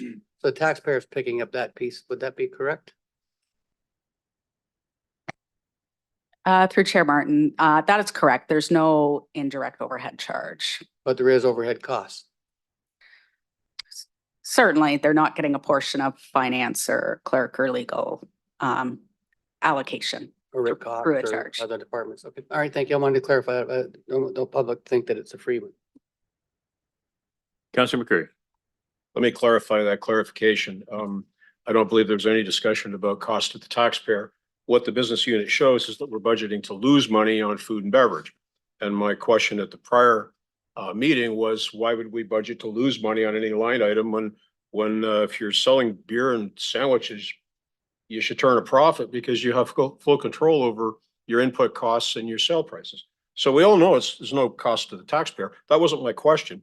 And we'll clarify that at the next meeting because Mr. Cox and his folks will have prepared a better line item. So it will show that we will plan to earn a profit on that, which of course doesn't go back to the taxpayer either. Any other questions on golf? Seeing none, any other amendments people would like to bring forward or questions on the budget as a whole? Councilor McCurry. Chair, thank you. Much as I hate to suggest this, because some of it was my own idea, but we do have a significant increase in cost with respect to our forestry work. And I can appreciate why that wants to escalate every year. We're budgeting 156,000 extra this year, and then it rises appreciably in the years to follow. And I'm going to suggest, Mr. Chair, that both the contracted cyclical grid pruning and the stump grinding budget drivers each be reduced by 25%. Is there a second? Contracted, and sorry, for your reference, Mr. Chair, it's Park Services 312 on page 128. Contracted cyclical or cyclical grid pruning and stump grinding additional funding. Okay, and Councilor Carpenter is willing to second that. And as if I may, so reducing it by 25% produces something of a saving, but it also allows us to recognize that there is something of a deficit in those two services. Thank you. Councilor Sless. If I could just ask through you, Mr. Chair, to Rick or whoever would be handling this. The stump grinding, I thought the money that was in there, if I'm recalling this correctly, was to buy equipment that we could do our own and control what was getting done and when. And could I get more detail on that, please? Through the chair. So to Councillor Sless, it's contracted services. And what we're looking at is contracted service that can actually work for 5 days a week if needed. We did look at options to do one crew, possibly a couple days a week in the city, but we know that we won't attract a vendor for that. So the idea is to have two crews working most for first forestry as pruning as well as for stumping, but I'll pass it over to Rick. So a 25% decrease, if fully funded, it was 5 days a week. So we would lose a quarter of 5 days a week. Is that practical? Can that be done? Do you want me? Just quick comment through the chair. We may not be able to attract a vendor to actually undertake that contract for that amount, but I'll let Rick. Thank you, Indy. Through the chair to the councillor.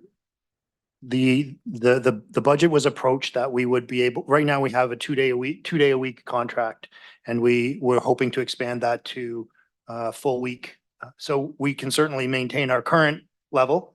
What we're hoping to do is expand it to a full week. That was what was built into the budget. by reducing the available contracted volume by 25%. As the commissioner has identified, it's possible that we would not be able to secure a vendor because they would not have then the ability to easily use the rest of the week. The crew may not be able to fill their time elsewise. So we were looking to essentially dominate a crew for a week rather than have only a couple of days. By having them 4 days, as an example, they may not be able to effectively deploy the fifth day and use their crew effectively. However, understanding the direction from council, we can try and procure the amount with what we've been given. As I look at it though, Rick, we've got a contract now for 2 days a week. If we went to that contractor and said, we'll double your contract and take you 4 days a week, would they not take that? We approached them to see if they would be available to take on the full contract, the 5 days. I'm not sure what they would say about the 4 days, but we would need to procure that for sure. Would it be possible to have that conversation before we finalize? Certainly. Because to me, it's very important. I know we all get calls on, I got a stump on my front lawn that's been there for 3 years and they keep telling me they're going to take it out and they don't. I hear that constantly, and the pruning is the same thing. So I'll support it tonight with the hopes that we can get them for 4 days a week. And if we can't, then I'll probably withdraw my support. Thank you. Before we go to second time speakers, Mayor Davis. Yeah, I can have a point of clarification. What exactly is the reduction? Is it to 2 or 1 line item? 2 items or 1 line item? So I have that page in front of me right now. So Through you, Mr. Chair. Line item 1 is contracted cyclical grid pruning in the amount of 156,626, and item 2 is stump grinding in the amount of 104,239. And the amendment would specify that those numbers be reduced by 25% on each line. okay. I move an amendment that it be 50%, seeking a seconder.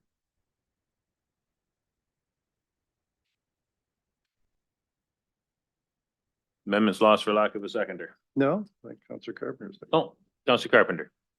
Did you wish to speak to that, Mr. Mayor? No, I think it's fairly simple. It's either 25 or it's 50, or maybe it's 0. We'll see. Speakers to the amendment. Councillor McCurry. So the amendment then is to both, through you, Mr. Chair. So the amendment then is to 1 line or both lines? Both. And it would reduce each line by, the net impact would be a reduction of 50%. Correct. Okay, thank you. Is that friendly to the mover and seconder of the original resolution? Negative. If this fails, we'd like the other one to still be on the floor. Okay. Councillor Sluss. Thank you, Mr. Through you to Rick. Does this put us back to 2 days a week? Pretty close. It would not. This is an increase, right? So Okay. this would, our status quo is 2 days. Okay. The additional budget drivers take us to the full week, and by reducing them, it's still incrementally more than we've got now. Thank you. When you approached the current contractor about taking on the full 5 days, what was their answer? Through the chair, I'd have to get the details of that conversation. I did not have that conversation myself. Okay. Years ago, at one point, I counted 17 stumps on Farringford Drive, and they came along and removed 1, left the other 16. Have you looked at the efficiencies of the crews and set them up so that they do all the stumps on one street instead of going all over the place on the city and increasing their travel time between locations? Through the chair, we have made some operational changes to how that work is planned out. Obviously, we respond to the inquiries and the complaints that we've had and make sure that we're responding to those when we can, but we are much more systematic in the approach and looking for other localized areas so we can maximize the time of the team when they're deployed. We've been really pleased with this contractor's approach to that, and the effect their productivity has greatly increased over our previous work. Good to hear. Councillor McCurry. Who is the contractor? I'll have to bring that detail as part of the memo, Counselor. I don't have that number and I don't have that name in my head. That head will only hold so much stuff, I know. Mine's the same. Conversely, we could contract for a shorter period of time rather than a shorter work week. We'd need to approach that. Yes, you're correct. Yeah. We could shrink the time and use 5 days a week for a shorter period of time rather than year round. So there are different ways to split that money up. There's more than one way to skin a cat, but one More way than one is way to sufficient. stump a tree. Yes. Yes, thank you. Councilor Carpenter. The other thing you have to do, you have to do call one for every stump you dig because we don't know where the wires are, right? That's correct, Counselor, through the chair. That's one of the reasons why this is much more productively done by an outside service, because they have the ability to do that administration and manage the locates and do all of those things. Our administrative team supporting the pruning and the other technical forestry work is busy doing that, and adding the stumping work to their workload. It'd just be a backlog. So that's the reason why we're contracting it out. And is the fee an hourly rate or is it a stump rate? It's by stump inch. So, Stump inch. yeah. Okay, thank you. Seeing no further, we'll call the question on the amendment to the amendment to increase it to 50%.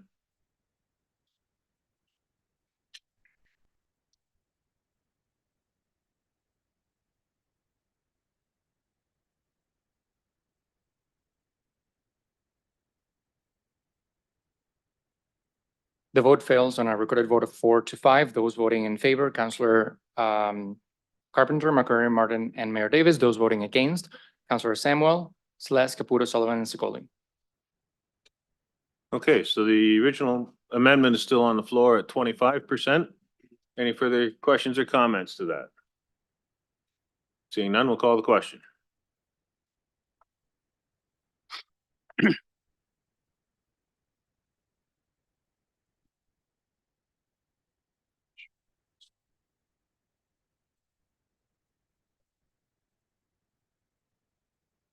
The vote carries on a recorded vote of 5-4. Those voting in favor, Councillor McCurry, Martin, Celeste, Caputo, and Mayor Davis. Those voting against, Councillor Samuel, Carpenter, Sullivan, Secoli. Okay, carries. So any other questions or amendments?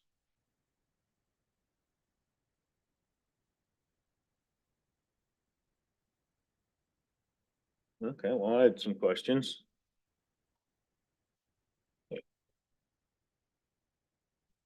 The water services, environmental service technologists, it says the costs are offset by user fees.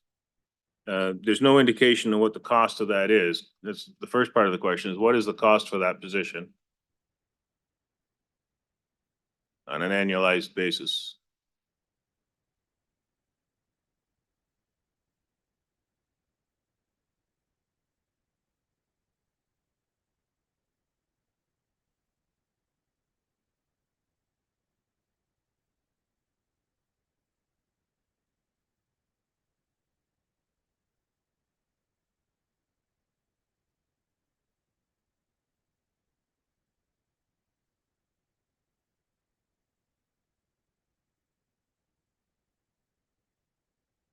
To you, Mr. Chair, Selvi Congera, Director of Environmental Services. Sorry, I need the help of Finance Department to pull that number.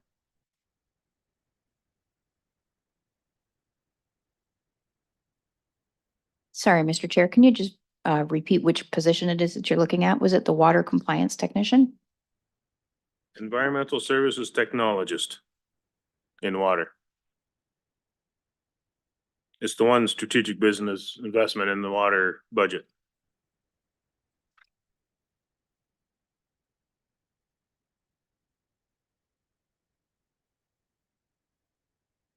So for that position there for 2024, I have listed on here, so this would start April the 1st, and it's got a earnings of $56,527, and annualized in 2025 is $76,877. Okay, and this is offset by user fees. So am I right to assume that if this individual is not hired, that there would be the user fees would be the same because they're set by the study that was done. So there'd be an extra 56,000 in 24 and 76,000 in 25 going into the water reserves. To you, Mr. Chair, the user fees is generated when they do the work. That means when the development application comes in, they review and also coordinate with the development developer to connect the water main. So they do the work, and for doing the work, they collect the revenue. If we don't have staff, we will not be able to do the work. It'll be delayed, pushing to next year. And also they have to deliver capital project, like we're building the new elevated tank. So all those projects, we need somebody to manage it. So a portion of their cost for managing the project comes from the capital budget itself. Okay, so without that kind of detail, I just assumed this was the water charges that residents pay. Okay, so that makes more sense now. Thank you. Yeah, and water services, there's just several more in following years. In 25, material handler support services, water compliance technician. Again, some of those are offset by capital recoveries, offset by user fees. Again, these are ones that the work they're doing result in the user fees. Through you, Mr. Chair, that's correct. Okay. Thank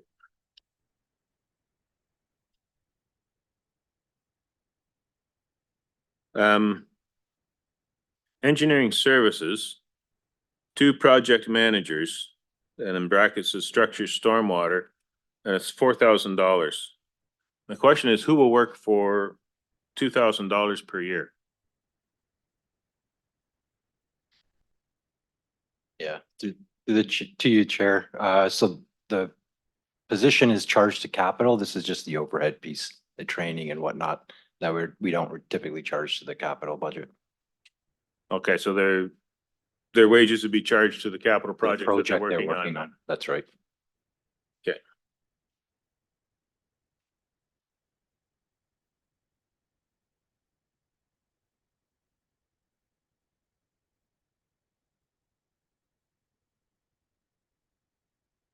Transit optimization study.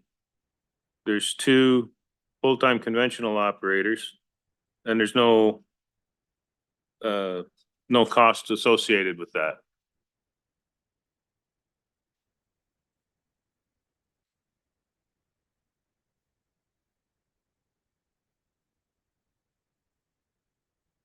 Good evening, Mike Spicer, Director Fleet and Transit, through the chair.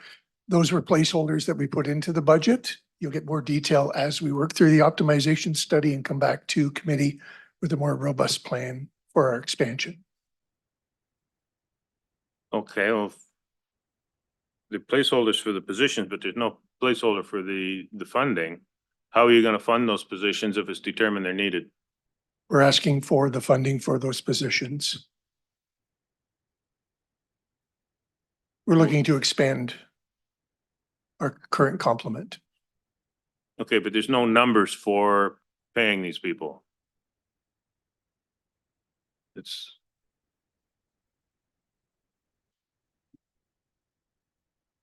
mean, volunteers do wonderful work in the city, but I don't think they'd be willing to work full-time driving a bus. Going to have to defer to our colleagues in finance.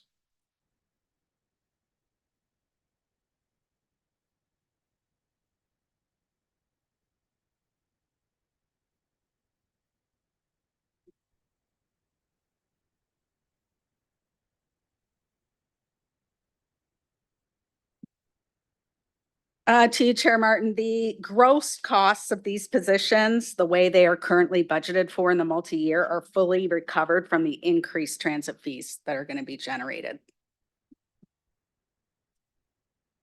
You have good confidence in increasing transit fees. Okay. Any other members have? Councilor McCurry? Not about buses. No, about anything. It's about the airport. Go ahead. So this is project 1111 on page 200. And coincidentally, it's just about the same amount of money as we move forward for Gretzky Center tonight. So it's $140,000 in grading. Could staff indicate the purpose of that? Page 200 in the book, project 1111.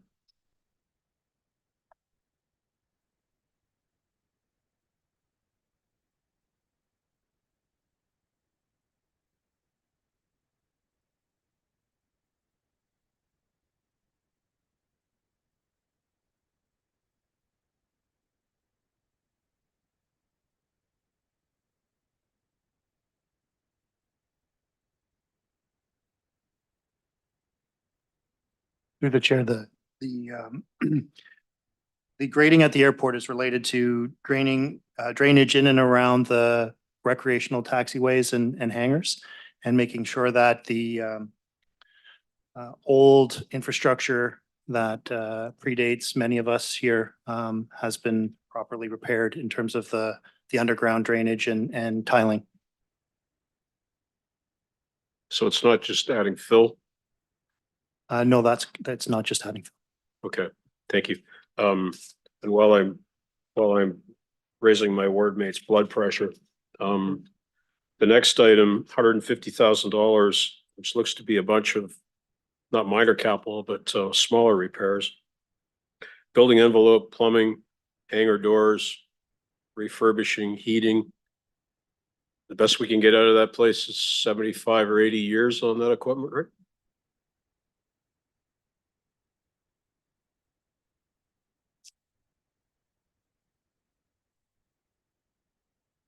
Councilor, what project number was that again? Oh, I'm sorry. It's the next one. It's on page 201 and it's it's not the next project ID number. The project ID number is 544.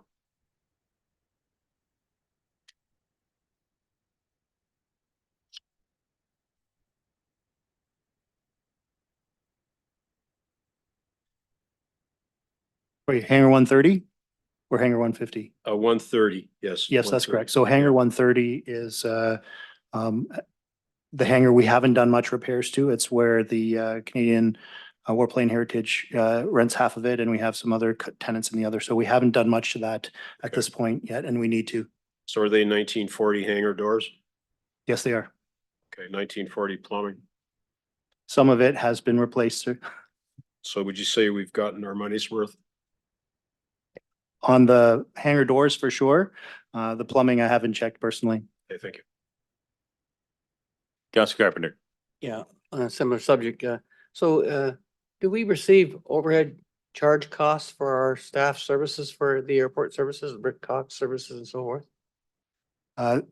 Through the chair, no, that does not happen for the airport. So the general taxpayer pays for that as well. The overhead is costs associated with the finance, legal and other And every other areas of the, department. is not captured by the FP2. Yep. Have we ever had the airport assessed for its appraised asset value to the municipality? Not in my time with the city councillor. Okay, thank you. Thank you. To further answer Councilor Carpenter's questions, the overhead charges were removed from the airport at the same time they were removed from golf and farmers market. The 3 units were treated the same. And as for the other question, because the airport sits on an aquifer, the most that the county will authorize there, other than an airport, is agricultural. So the airport is its current highest and best use, and it's a great economic development tool for the city. Any other? I'm not sure that I've heard that from the county or anywhere else. Any other questions, amendments?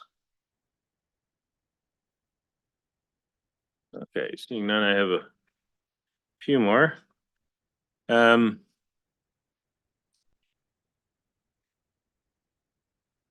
Arenas program. Aquatics arena operator to be hired in 2024. We were told before we did the Gretzky renovations, that 4 pads could be operated with the same number of staff as 3 pads, which it was always best to do an even number of ice pads. But yet when the Gretzky Center was completed, additional staff were hired. So with that, why do you need additional staff now over and above extra staff that was hired 10 years ago?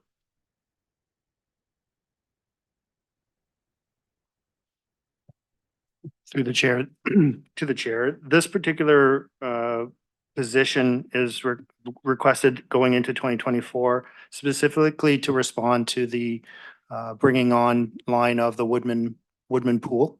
This is an aquatics operator that would support the aquatics infrastructure through the the summer months when Woodman and Earl Hague are operating in addition to the Wayne Gretzky pools.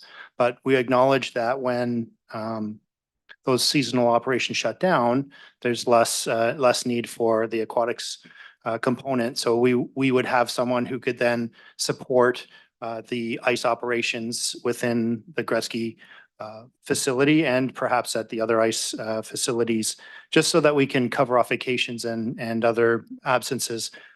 Councillor, I'm not sure the head count 10 years ago. I do know that there's been a number of changes and reconfigurations even in my time with the city. So the number of operators at Gretzky is at this point lean for the size of the operation, and we're certainly looking to assist both the aquatics and the ice operations with this dual purpose position.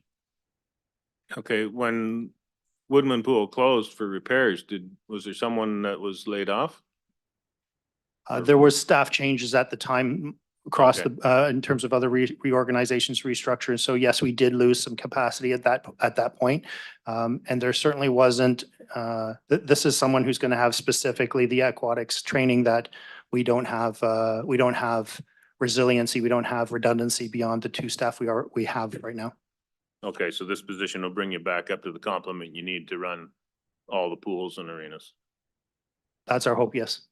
Okay.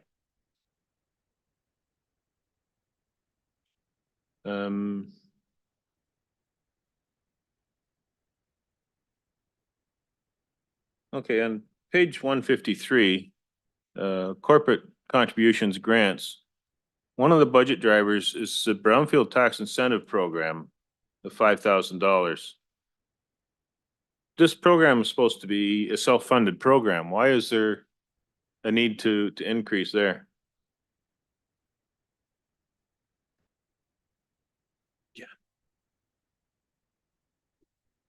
Through the chair or to the chair.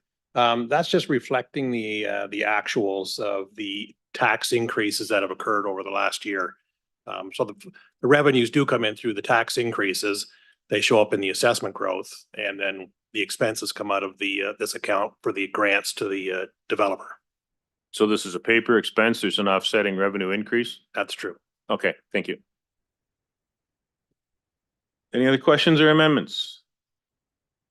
Seeing none, it's been suggested that we continue with the Wednesday meeting, as some members of council were expecting what we were just doing to be done Wednesday. Is that still the feel of the committee, or can we wrap this up tonight? Any comments? We good to wrap this up tonight?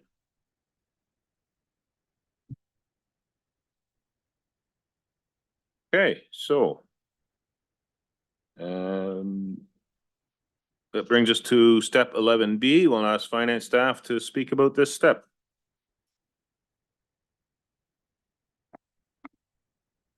If it's okay with the chair, can we just take 30 seconds? There's a lot that just happened right there. We just want to make sure we all have the same result. Absolutely.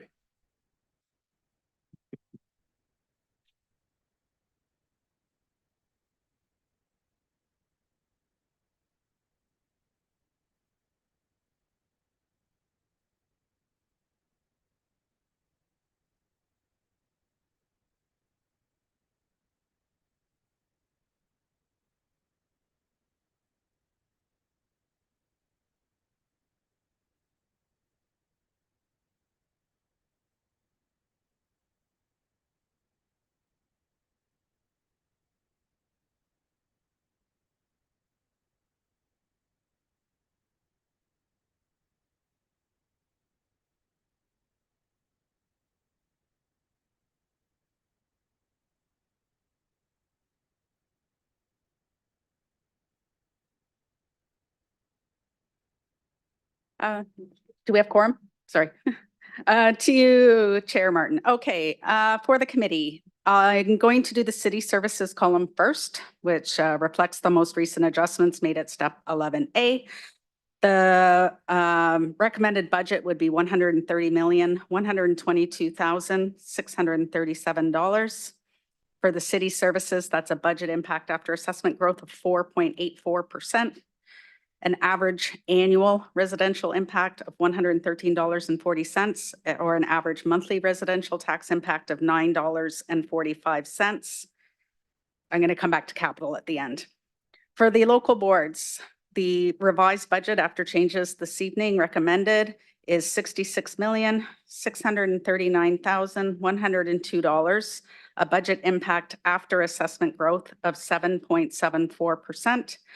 An average residential tax impact of $90.39, or a monthly residential tax impact of $7.53. For a total municipal impact, that operating budget for 2024 is recommended to be $196,761,739, which weights out to an overall municipal average impact after assessment growth of 5.81%, which is $203.79 for average annual residential tax impact, or monthly of $16.98. Thank you. 5.81%.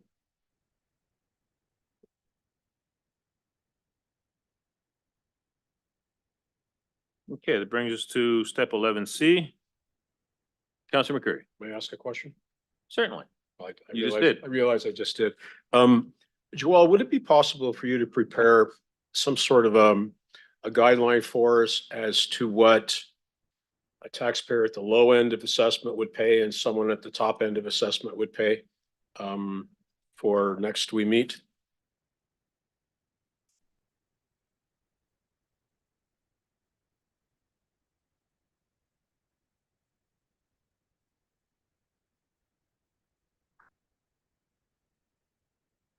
So right now, the average home value is about $285,000. So, I mean, we could probably do an infinite number, but probably something in about the $200,000 range up to more the $500,000 range. Would that be adequate? Let's say we pick a number 10% from the top assessment and a number 10% from the bottom assessment on average, and produce that. So folks have an idea of what the range will be here. Pat's nodding yes. Thank you. Councilor Sluss. Thank you, Mr. Chair. Through you to Joelle. Well, the number you just gave us, the 5.81%, is that assuming that the police come back with that negative $1 million, that cut to their budget? Through Chair Martin, yes, that does include that recommended reduction. Okay, thank you.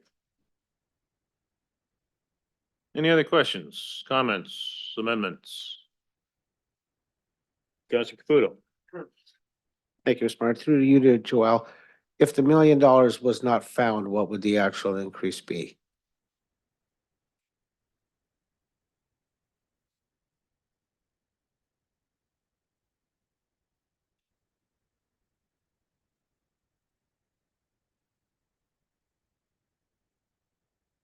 Through the chair to Councillor Caputo, if I add back in the reduction, which is actually $1,075,000, that brings them to the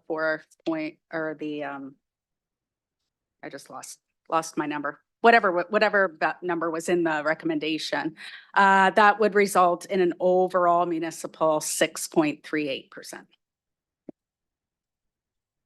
Thanks. Okay, seeing nothing further. Step 11C is the vote on the budget worksheet. This is the recommendations from this committee to the mayor. It's up to the mayor to bring his budget to council. So if any members of council come up with some suggestions that they didn't think of, they can always suggest it to the mayor and he can decide whether to follow up with that with questions through the staff and make any changes or not. So this isn't the absolute end of everything. Councilor McCurry. Chair, thank you.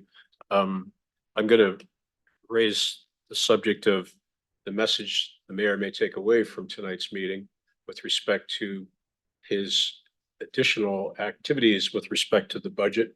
And perhaps if the vote tonight is not unanimous to support this budget, that may send a message to the mayor, which I suspect is already in his mind, that there may be some further work that we can and should do.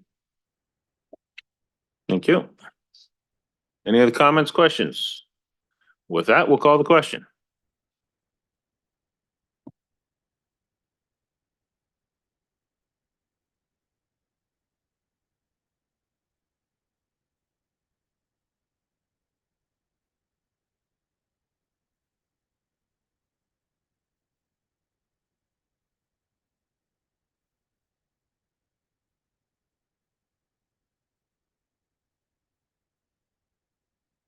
The vote carries on a recorded vote of 5-4. Those councillors voting in favor, Councillor Samuel, Celeste, Caputo, Sullivan, Sikoli. Those councillors voting against, Councillor Carpenter, McCreary, Martin, and Mayor Davis.